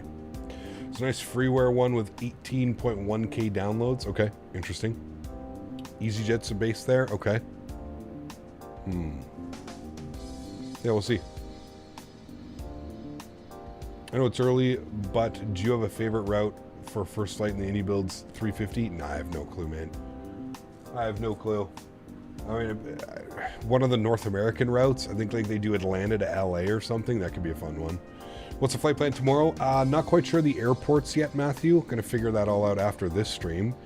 But it's gonna be the UK and Ireland as they just received some major updates. So UK, Ireland, something around there, dude. Imperator, yes. Now, Imperator, if you keep it on the same hard drive, so if you just take everything out of your community folder, but you put it on the same hard drive, it should just be like a quick transfer over, right? It's switching hard drives, which may take a lot of time depending on how much stuff you have in your community folder. Yeah. LAX to OTHH for the 350. Not for our first flight. Definitely not. Probably some short Finnair 350 ops or Lufthansa. Yeah. Lufthansa, Finnair, also Scandinavian as well. Weird question, but when I was flying the approach, do you keep your feet on the pedals the whole time? Or do you place them in a certain height at 100 feet, for example? Sean, as soon as I take manual control, I have my feet on my rudder pedals. Obviously not a lot of manipulating. When you're flying these commercial aircraft, you don't need to do a ton of like manipulating, not like GA airplanes where like you're kind of, Austrian Leaders X-ray, continue climb to flight level 340. Continue climb to flight level 340. Do you have any recommendations for Dublin? MK Studios, by far the only and best option, Davis. Yes, sir. Fantastic scene. Think Qatar take their 350 from Doha to Dubai? That'll be a fun one as well. Yep. Yep, absolutely. Finnair from Oslo to Cape Town. That's a real long one again. Yeah.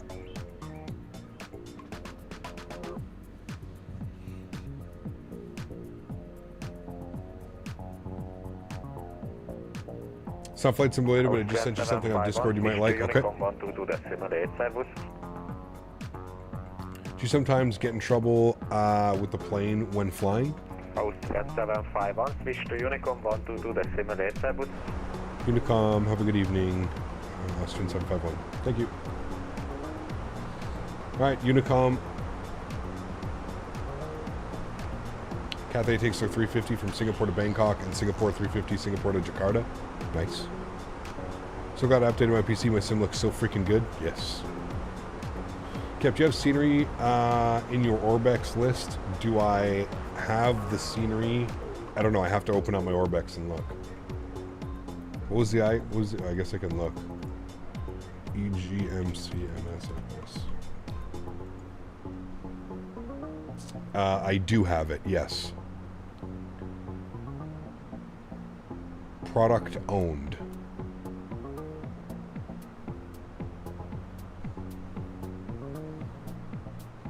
Who else flies into there? Just easy.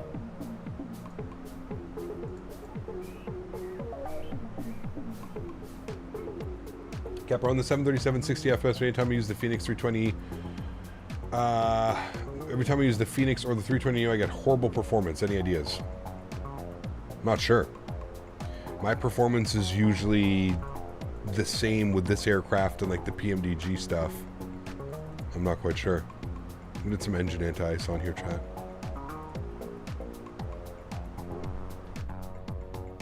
Some of this high layer cloud up here.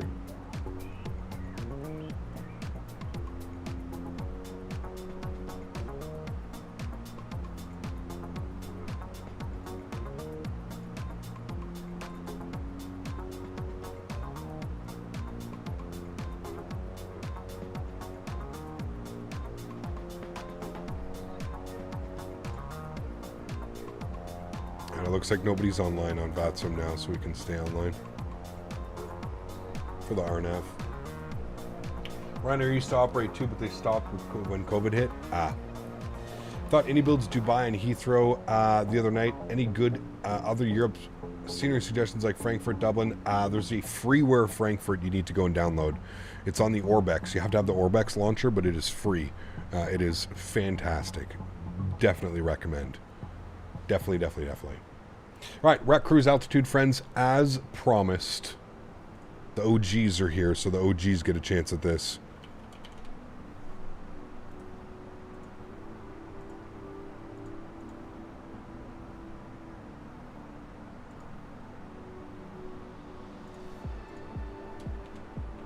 Exclamation point giveaway in chat now for your chance at winning some iniBuilds Dubrovnik scenery on the house.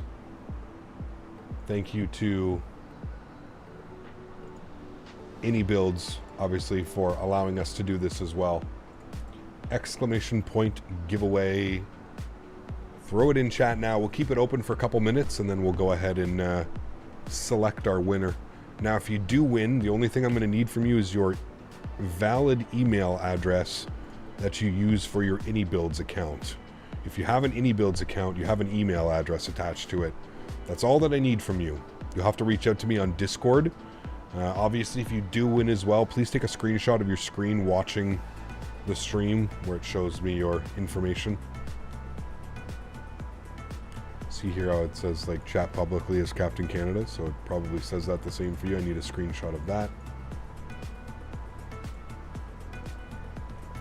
We'll keep it open for a couple minutes, and then we'll go and select a winner. And also, please don't forget, the only thing that you really need to do to win today's giveaway, don't forget to smash down that thumbs up button. If you haven't done it, do me a huge solid, smash down that thumbs up button, show the channel some love, and that's it, man. Super simple.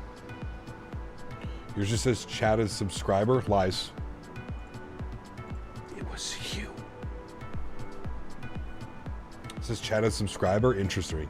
Huh, I wonder if it does that because I'm the channel owner. So that's why it says chat as Captain Canada, maybe. Because like multiple people could be technically logged in now. The way that YouTube works. You can have multiple people logged in under the same, I think, account for moderation purposes. I believe that's how it works. Same here, it's been like this for a while. Got you. Daniel, you banned.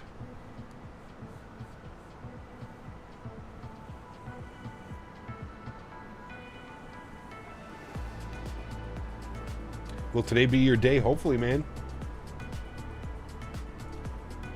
Hopefully. You've got a 1 in 141 chance. Sorry, I got eager to win. Nice.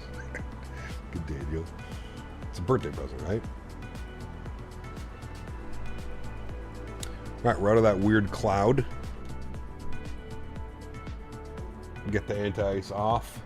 There we go. Cruising away. Dan's going to rig it again, probably. Wouldn't surprise me. Alright. Any more entrants? 149 of you have entered the giveaway, which is pretty good, actually. 149 of you with 186 people watching. You guys ready to go? I'll give it 30 more seconds. If you've already done it, no need to do it again. If you haven't done it, exclamation point giveaway in chat for your chance at winning the brand new Dubrovnik scenery that came out. Work at a casino, and those odds are, well, the term we say trespass exists. Exactly. All right, friends, let's roll it. Winner is Living on a Player. Living on a Player. Congratulations, my friend. You have won some free Dubrovnik scenery. If you are here in chat, please come forward to claim your prize. Congratulations, my friend. Some nice scenery. Living on a Player, you're part of the Discord, right? If you're in the Discord, just send me a DM. Again, if you can, just take a screenshot of like your screen watching the stream and then send that over. And along with your iniBuilds email address. That's the only other thing that I need. Your iniBuilds email address and you're good to go, man. And that will get credited to your account. iniBuilds is usually pretty damn quick. I would say within 24 hours it'll be in your account, and then you just launch the I manager and you install it that way. So congratulations, my friend. Congrats. Thank you again to iniBuilds for allowing us to do this giveaway, man. This is 2 giveaways in a... Well, no, we did Nairobi on... Well, technically on Thursday, right? I think. So, yeah, 2 streams in a row, technically. So, let's get some no floaties in chat for Living on a Player and for iniBuilds, allowing us to do these awesome giveaways. He wants to give it to you. Yeah, I'm sure he does.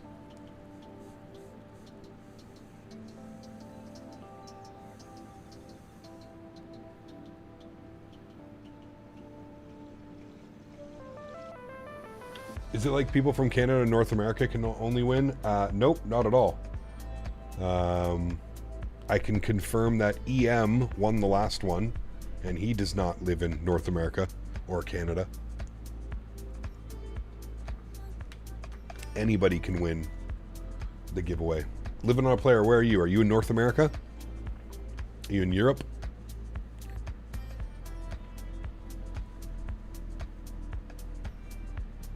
So close. So close. I could feel it. He's in Newfoundland. Hey, he's a Canadian. Right on, man. Nice. See, EM's an international winner. Gotcha. Heard you might be joining in on our podcast. Be awesome to have you. Yes. I forget his name. I'm sorry, man. I've been so damn busy the last couple days. I saw the email. Captain Jack sent me an email last night, I believe. Yeah, I'll have to coordinate some time. I've got a pretty busy, like, I'm gone next week, then I'm back for 4 weeks, and then I'm gone for another week, and then I'm back for 7 weeks, and then I'm gone for another week. It's busy, but we'll slot it in somewhere between there.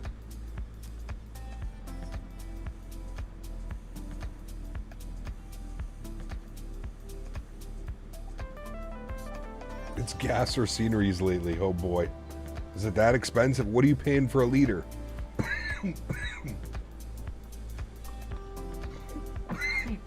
Excuse me.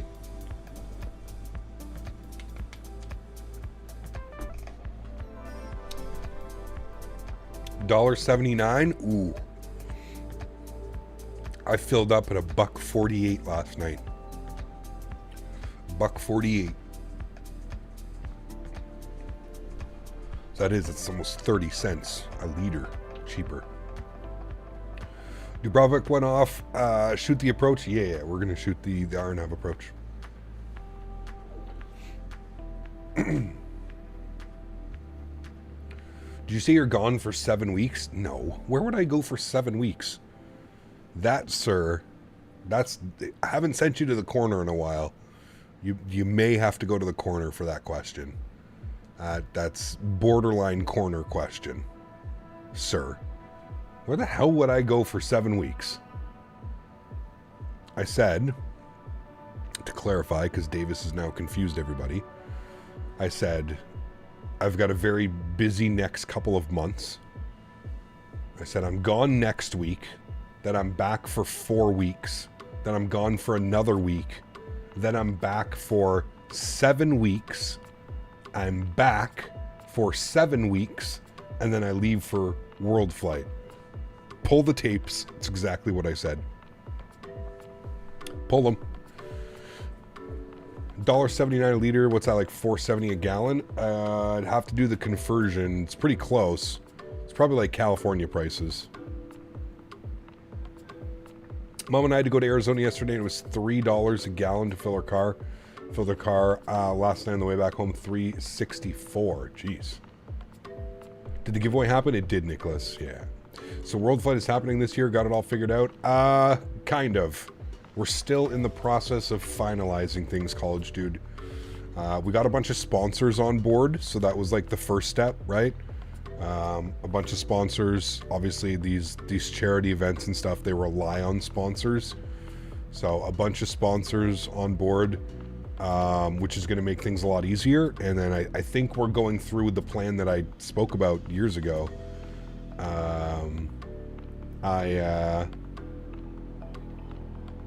Not years ago, sorry, months ago, we spoke about it. About like kind of just building out like a cockpit shell and then just using like Thrustmaster yokes and pedals and, you know, FMCs and stuff like that, an autopilot panel if we can get one. So that's that is the plan. I think that's the plan that we're moving forward, is we're kind of building our own little makeshift kind of thing. And then we're going to have a green screen obviously behind us, so we can put the green screen to make it look like we're actually in a cockpit or something like that, you know what I mean? Might be doing World Flight as well. Met a bunch of cool guys at the expo. Nice. Are you like the SoCal team, Mike, or a different World Flight team? Get some WinWing stuff if it's out by then. Yeah, I don't know if it'll be out by then, but absolutely. Yeah, there's a couple other options. But yeah, that'd be cool. The Cali crew? Oh, don't tell Maverick that. I don't know how close you and Maverick are, but don't tell Maverick. Is there a map out by now? What do you mean? Still flying the 737-800 for World Flight. This year, I think we're actually going to be doing the PMDG 777. So, yeah, big time, Davis. I mean, they did some... Yeah, well, listen, I don't want to start rumor. They did some pretty shitty stuff, man. To Rookie and Maverick and those guys, they were... yeah, they did some pretty steezy stuff. But I don't... Like I said, man, didn't happen to me. It didn't necessarily. I just go off of. I know that there's two stories to every. But yeah, I've just not heard good things. I can't. Again, nothing's directly to me and specifically to me, so I can't really confirm or deny any of that. But yeah. Top of descent is in... You yelling at me to start entering some information. Top of descent is in 64 miles. I am going to start plugging some information in because we were a little bit late getting to this last time, so we're going to do this now. We're going to go to weather. We're going to go to MEDAR report. 290 at 7, so blowing right down the runway on an RNAV approach. Chat, this is going to be nice. 290 at 7. Temperature is... 25 degrees with QNH of 10-15, 25, 10-15. And then we've got our barometric minimums on the RMP approach. Category with IRU. What the hell's that? Category C aircraft 920. 920 on the baro. Good. Cool.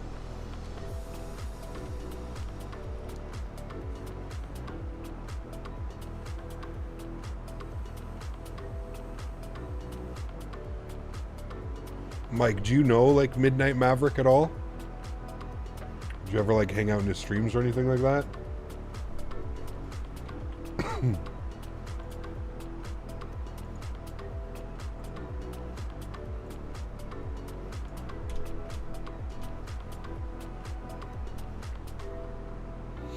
Your community folder was a mess? Yeah, trust me. It was probably something in there, man. That's what was causing all mine. Would you say...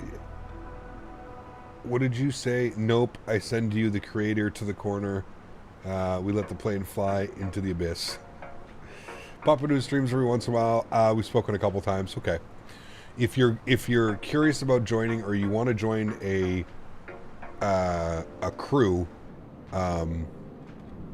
with like a bunch of like, you know, renowned like content creators and stuff, Mike, reach out to Maverick. I know that he was last I spoke to Maverick. We have a meeting tonight. Tonight's Sunday. Shit. Thank God I just remembered that. We have a World Flight meeting tonight. I can bring it up to him tonight if you want, Mike, but I just, yeah. Go to our team, man. That's all I'm going to say. Again, I don't want to start beef. I don't want to start any bullshit or anything like that, man, but come, yeah, you're damn part of it. You better be there. You're never there. Are you not in the Discord, Mopar? Do they never, like, add you to the Discord? You don't get any of the things? I'll have to add you tonight. Yeah, we have a meeting tonight, and I think we all have to be there because we're, like, voting on some pretty... we're voting on some pretty serious shit tonight. Not voting, sorry. Well, voting and finalizing everything for the plan going forward. Just realized my drive on Microsoft is on. It's compressed across all folders. Probably why load times are horrid. Yeah. You clearly haven't seen the trains channel in that Discord. Okay, well, you are there. Okay, so yeah, meeting tonight. I think it's at 8 o'clock your time, 9 o'clock my time. I think. I should know this as well, but I usually just wait for Dan to message me like, are you coming? Yeah, 9 p.m. for me, 8 p.m. for you, Mopar. 8 p.m. for you.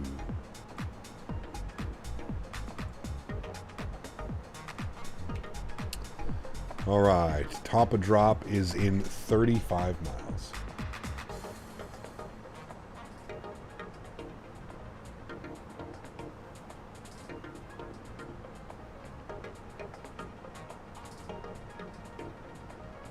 Yeah. No problem, Mike.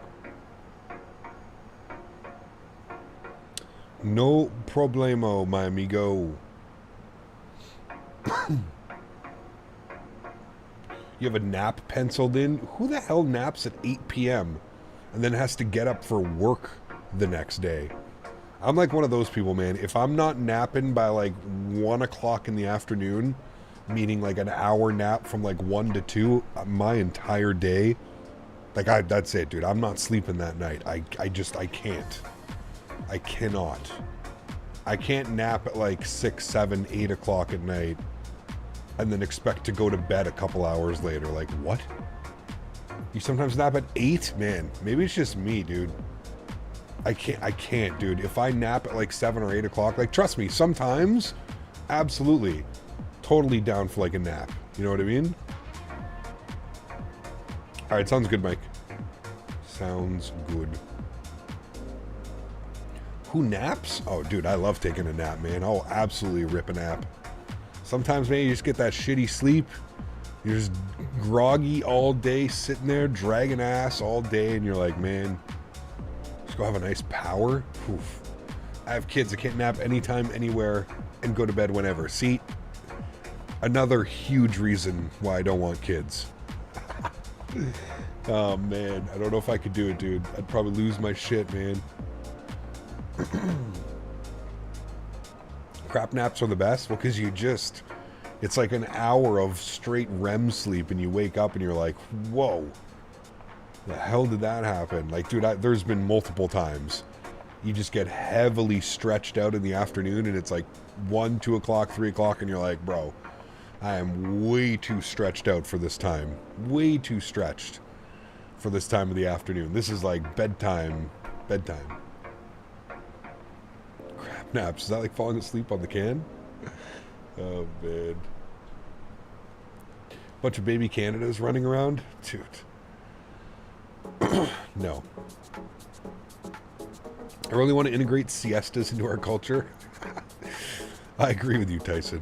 I agree, man. Although it's frustrating when you're traveling.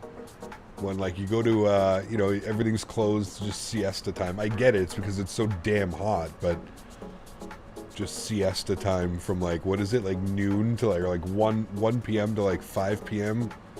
Just nobody's out doing anything. Everything's closed. Everybody's sleeping, napping, hanging out. Stretched siestas.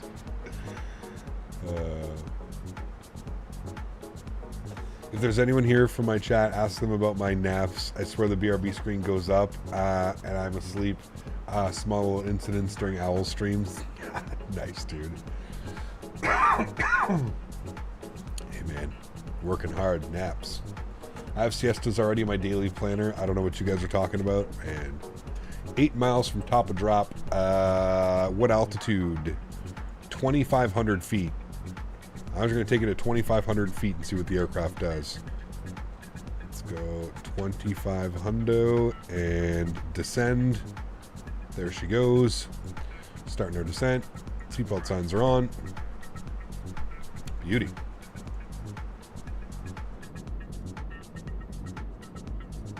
Could catch that sunset.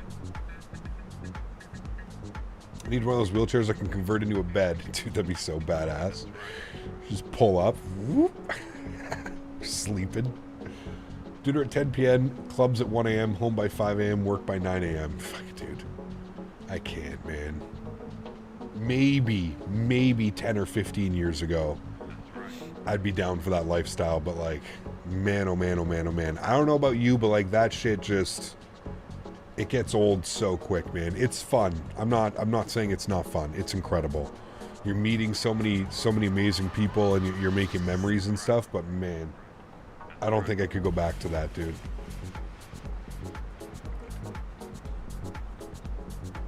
Was flying with owls one night, hadn't been to bed after working an overnight, and flew through Atlanta and Jacksonville Center during an F&O and crashed in the Atlantic because I fell asleep.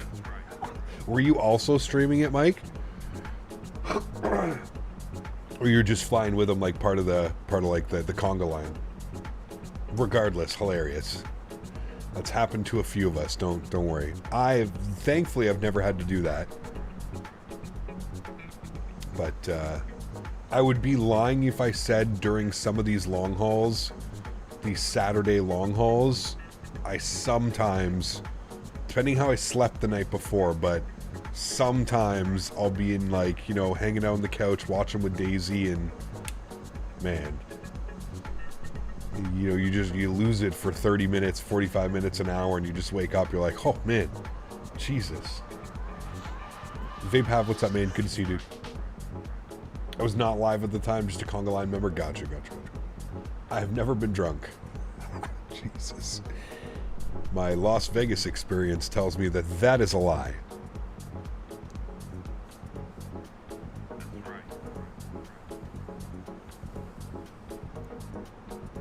How long did add-on linker take to set up for you? Well, I'm very lucky, Caleb. Here's the thing with add-on linker is you have to move everything out of your community folder and put it somewhere else for add-on linker to recognize where it is. You basically need a storage place for it, right? So if you're using what I can suggest is if you're just move it to somewhere as the same hard drive that you have it installed on right now. Just make another folder outside of like the Microsoft folder and name it like whatever, like MSFS or whatever it is, community, whatever, community 1. Make sure it's not named community the same. And then you just would transfer everything over. So for me, I already had all of that, right? Because I have 2 hard drives. The simulator's installed on an M.2, but then I have a 4 terabyte hard drive that stores all my sceneries and all that stuff. So for me, it was super easy to set up. It was just a matter of like deleting everything out of my community folder and then pointing add-on linker to my storage drive and then to the actual community folder that I wanted, where I wanted everything to go. Just configured add-on linker, took about 10 to 15 minutes, pretty easy. It is, and it's very straightforward. Like, it's very straightforward. Just whatever you do, don't just delete everything out of your community folder. Just move everything that's in your community folder and move that over. That's it.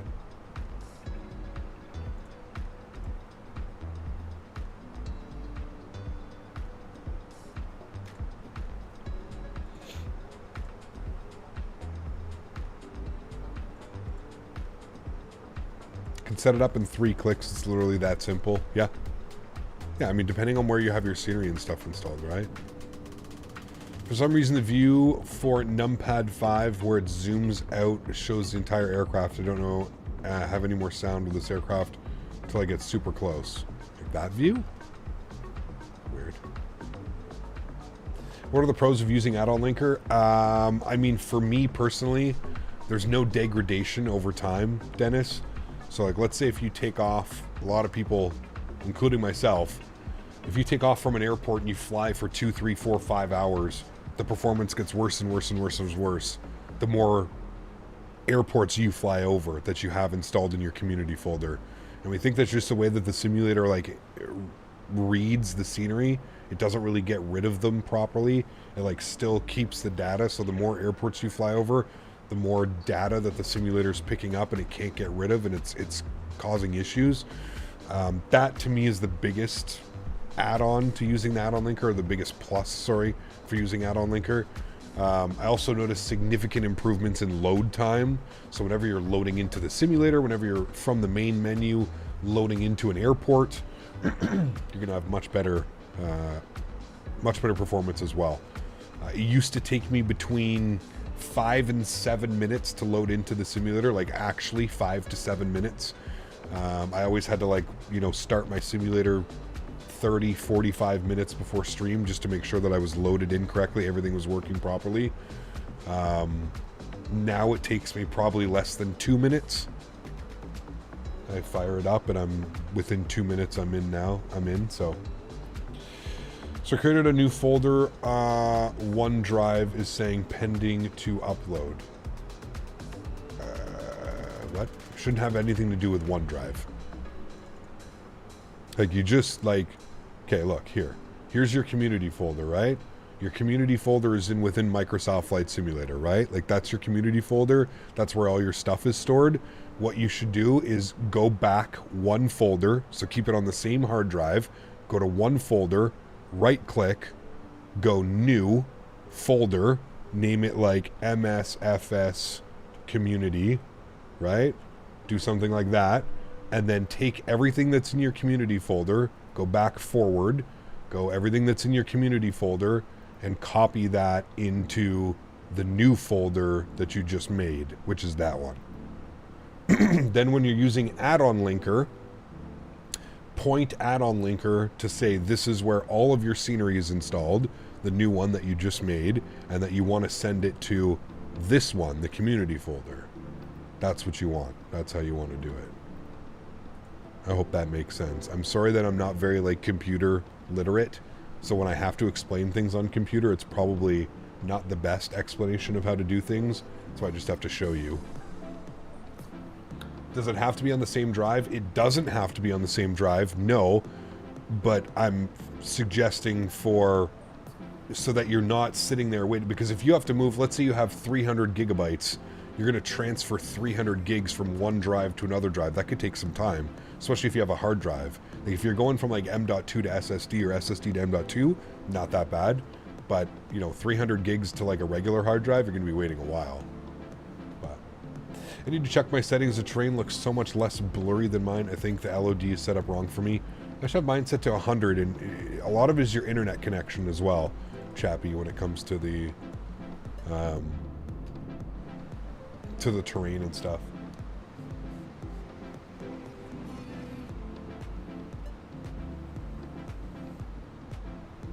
If you're over 25, don't go to the grocery store wearing the summer camp t-shirt. I'll leave it at that.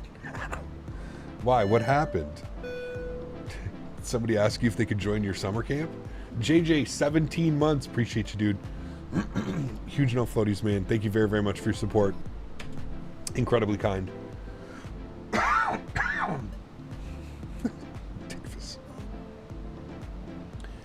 Oh man. When setting up Microsoft Add-on Linker, I just renamed my community folder to add-ons folder and created a new community folder and done.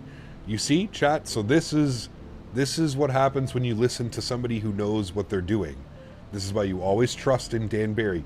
Even though we blame him, if anything breaks, do what Dan just said. Do exactly what Dan just said. That saves a hell of a lot of time, and it's incredibly easy. But again, if anything breaks, don't blame me. You have to blame Dan. It's not my fault.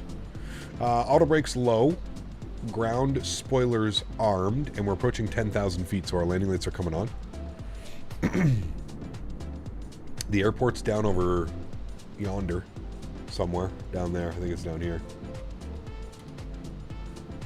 I'm in South Africa for vacation. Can't stay for the replay, but I want to say stay as long as I can. No worries, Scully. Hope you're doing well, man.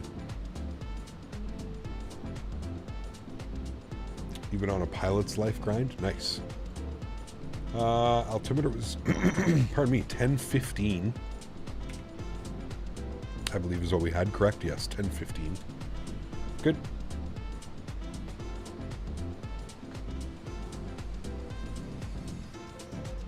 We're going to pause the music after this one, chat. We'll get our sounds back up, ready to go.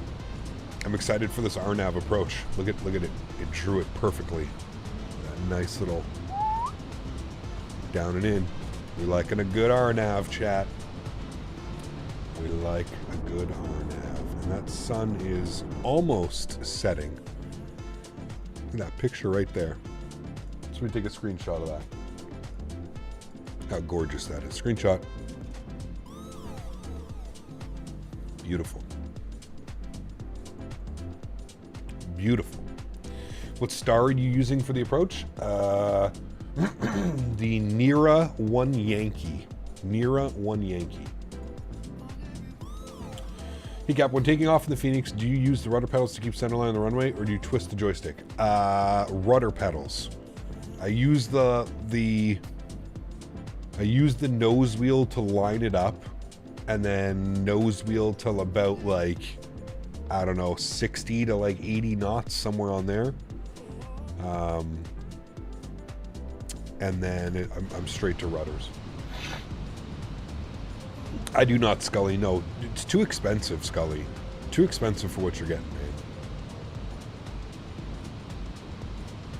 When you move add-ons in the add-on linker out of the community folder, do you still have to update the scenery yourself?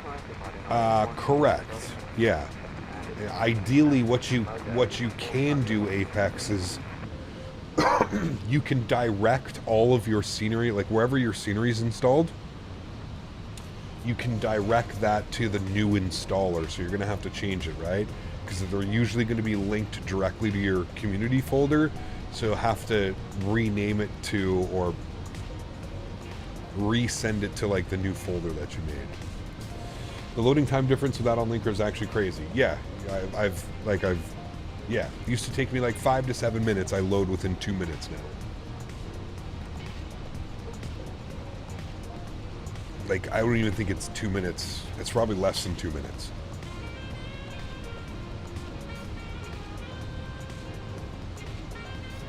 GR, what's up, man? Good to see you, dude. Welcome back. Hope you're doing well. I said I would pause the music. My bad. The music's just been vibing today. Pause that music. And the sound's up. When are we landing in King's Landing? Where's that? So I know where that is? Probably. 4,000 foot restriction. Do you always load all your add-ons, or only the ones that you're using for the flight? Only the ones that you use for your flight, Bone. That's the purpose of add-on linker. It just makes the simulator, like I said, run smoother. And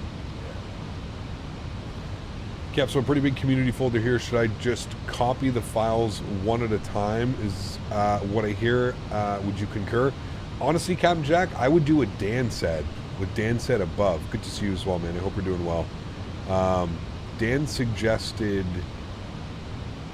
doing this. Now, the only thing with what Dan suggested is you'll have to, like, all of your installers, this is what Dan suggested that you do, which I kind of agree with him. That makes sense. Now, the only thing, like I said, is you'll have to, all of your installers, so the iniBuilds installer, Orbex, whatever, you know, you'll have to go in and change the settings of where they install to. So make it so that they don't install into the community. Make sure that they make sure that they're installing into the new folder that you created, which was called add-on linker. And yeah, you move the files. You don't want to copy any files. It would be like a cut paste or just a, you know, yeah. But yeah, I like what Dan suggested. Like I said, the only thing with what Dan suggested is all of your installs now, you're going to have to just change, which really isn't a problem. Like if you're unfamiliar, you just open up your launcher and you just choose where it installs into. That's it. That's sunsetting over there as well. You did a cut and paste? Yes, correct. You think you got it to work? Nice. Nice, nice.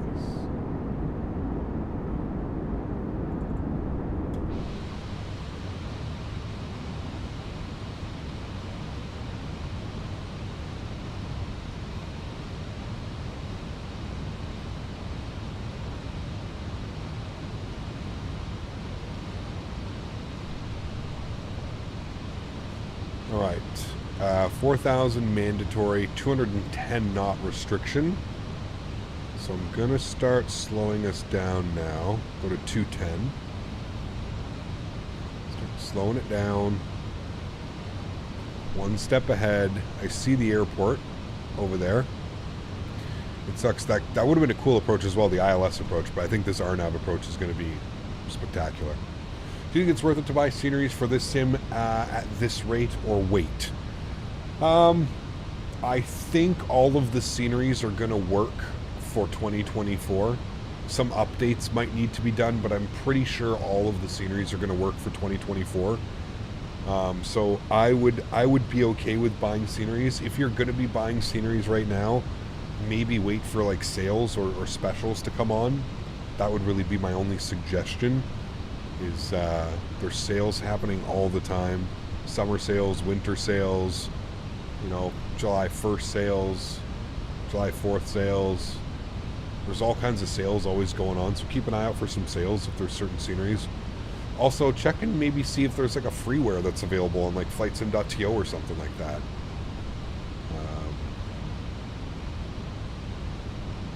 might be a freeware available, and that may be fantastic.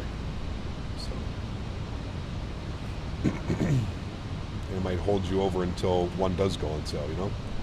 A couple of the scenery publishers are already publicly confirming that if updates are needed for 2024, no extra cost. Yeah, because they've made enough money, right? Think about how many products are for sale now. It's crazy. Chat, do I have to arm approach? I always forget in Airbus, and I always ask you, when doing an RNAV approach, do I have to arm it, or do I just leave it? Cap, I'll send you a screenshot in Discord of what it looks like. Let me know if that's right. Okay. You do arm approach. Thank you.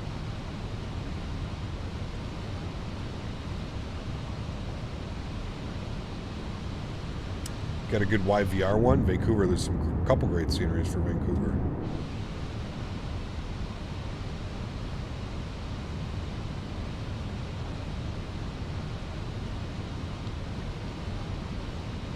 All right. We're looking good. Cap, let's see if my test is working. A310 spot 7. If that's where you're going to be, spot 7.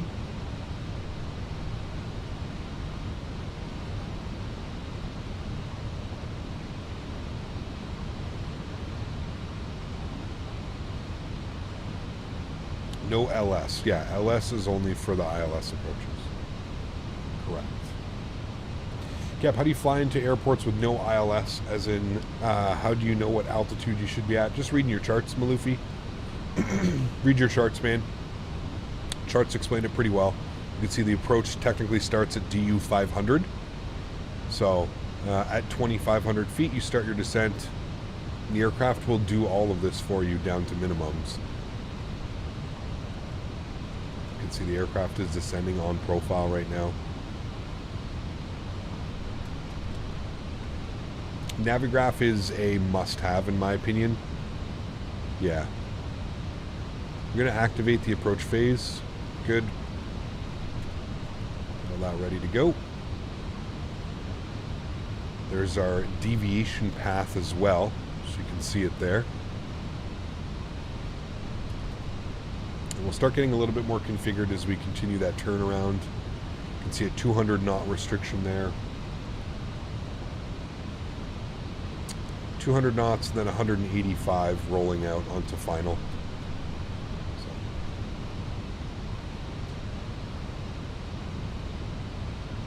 Right, let's go flaps 1 and 200 on the speed. Adhere to the restrictions.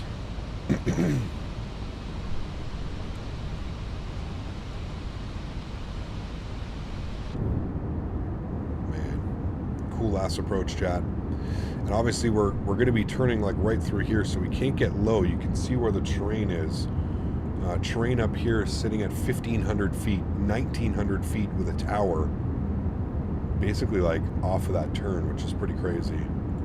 You'll be able to see it, but we're coming in through this little valley here and down and in. It's a very cool approach. Man, look at those texturing. Modeling of those engines. Incredible. Incredible, chat. Terrain ahead. Terrain ahead. Terrain ahead. Hey, Pull man. Up. Shh. Don't make me turn you off.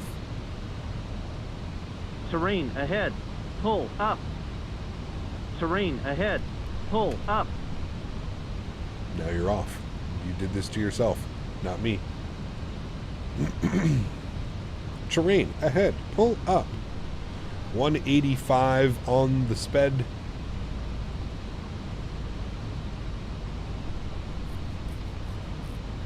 Good. And we're continuing down until we have visual. We'll bug up 1,000 feet. We're going to get ready for gear. Really cool, man. Pretty neato approach.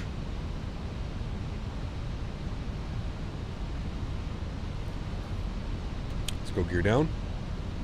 Pops 2.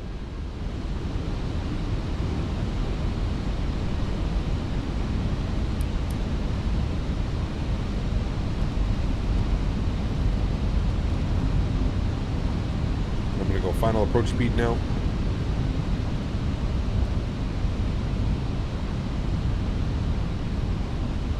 Tops 3. Got the runway out there. We'll throw on joystick cam. We're going to get ready to fly it. Let's do a chat, shall we? Panman, thank you for 2 months. Appreciate you, dude. 160 knots, flaps full. Thank you, Panman. Appreciate the support, man. Incredibly kind. Thank you, dude. All right, my airplane. Start the recording. Beautiful. Let's fly the approach from here, chat.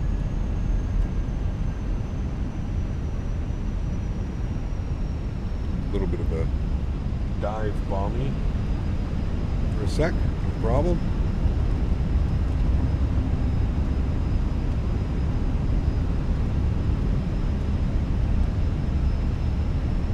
Alrighty. Got the rest of our lights on. Good.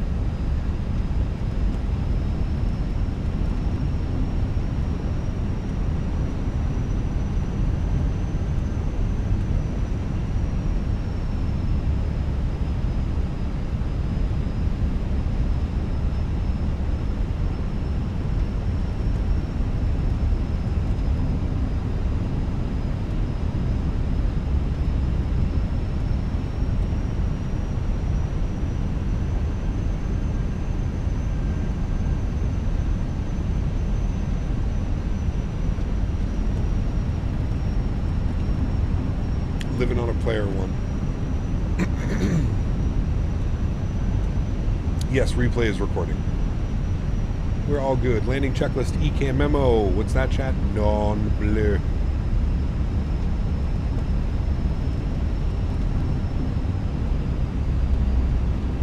Wind just did a complete shift around.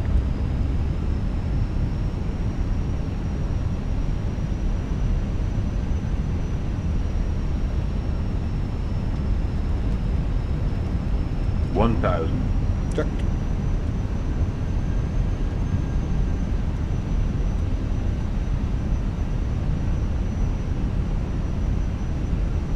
Hundred above.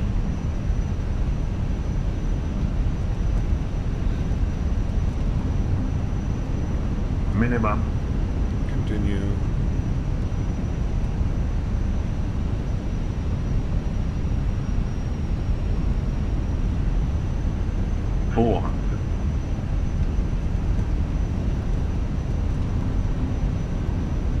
Three hundred. 200. 100. 50. 40. 20. Retard. 5.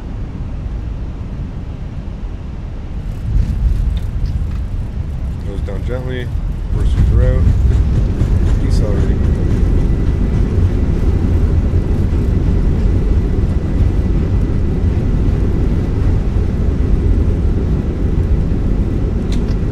Knots, reverser stowed, ladies and gentlemen. Welcome down to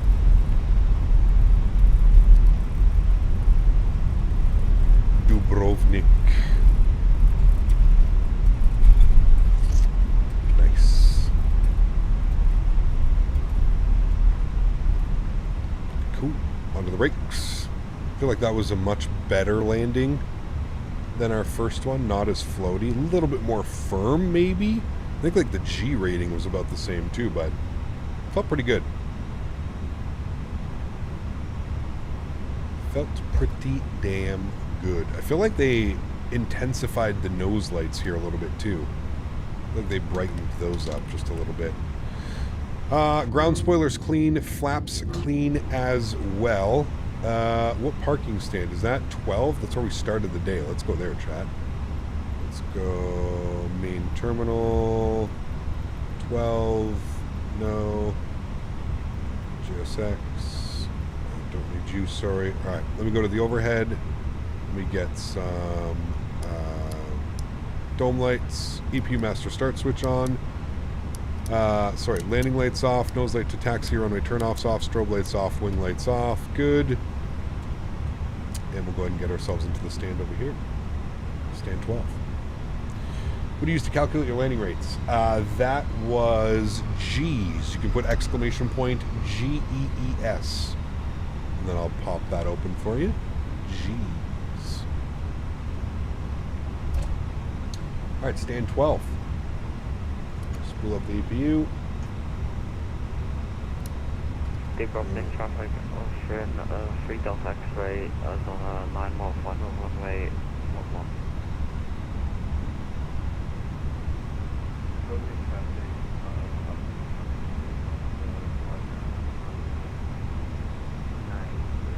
Alrighty. Park brakes on. Upstairs, looking good. Just waiting on the EPU. Terrain radar can come back on. Coyote, my man. Huge enough floaties to you, dude. Thank you very much for support. So I'd like to join your streams more often, but life is what it is. Still love everything your job for community. Thank you so much, Coyote. I appreciate you, man. Huge enough floaties to you, dude. Thank you very much for the €10. Hey, man. Just being here and hanging out as much as you can. That's really all that matters, right?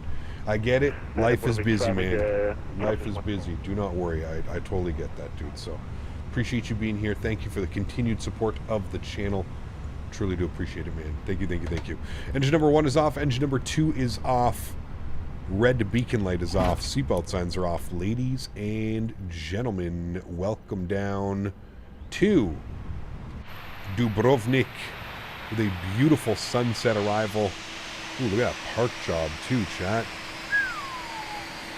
I believe that may be a solid 10 out of 10 right there. I would like join streams more often, but live is what it is. Still love everything your job for community. Appreciate you, Coyote. Thank you, dude. Chad, is that a 10 out of 10? This may be the first official recorded 10 out of 10 on parking. I don't know, man. That's pretty bang on. Almost exactly where she was supposed to be. Kutal scripting. The add-on unknown is calling Kutal script. Engine to restart. Please run live updater. Do you want Kutal? No. We broke it. Okay. Let's jump inside. Anyways, Mike, my man, gifted a membership to the channel. Thank you so much, dude. Appreciate you, man. Huge no floaties, man. Thank you, thank you, thank you. If you click requested boarding instead of... I didn't click anything. The aircraft does it all by itself now. I didn't have to do anything. Ground services. Let me close all the doors. Get all that stuff ready to go. Let's stop our recording. Good. Let's go panel states ready. Activate. Good.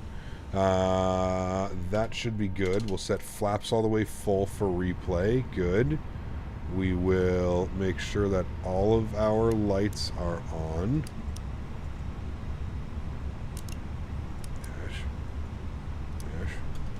Alright. My man, thanks so much, dude. Appreciate you, man. Mike coming in with the love. Whoever that got that gifted membership, please make sure you say thank you.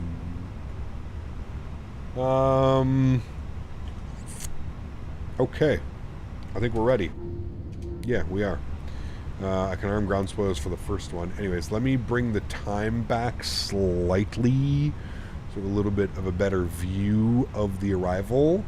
And then let's go and watch the replay, shall we? We'll just turn this down so it's not so loud. We'll hit the replay button. Good. Pause that. We'll bring this all the way down to like right about there. Should be good. We'll resume the replay. Good. We'll step outside. We'll have a look-see at this one. Nice. Good. Take this time now to thank my mods, my donators, and my sponsors. Without you guys here, none of this would be possible. Seriously, thank you all so much for the support, man. You guys are incredible. You guys are the backbone of this channel, and for that, I am forever grateful. People just like Mike, gifted memberships. I could go on and on and on. The amount of gifted members today, absolutely incredible as well.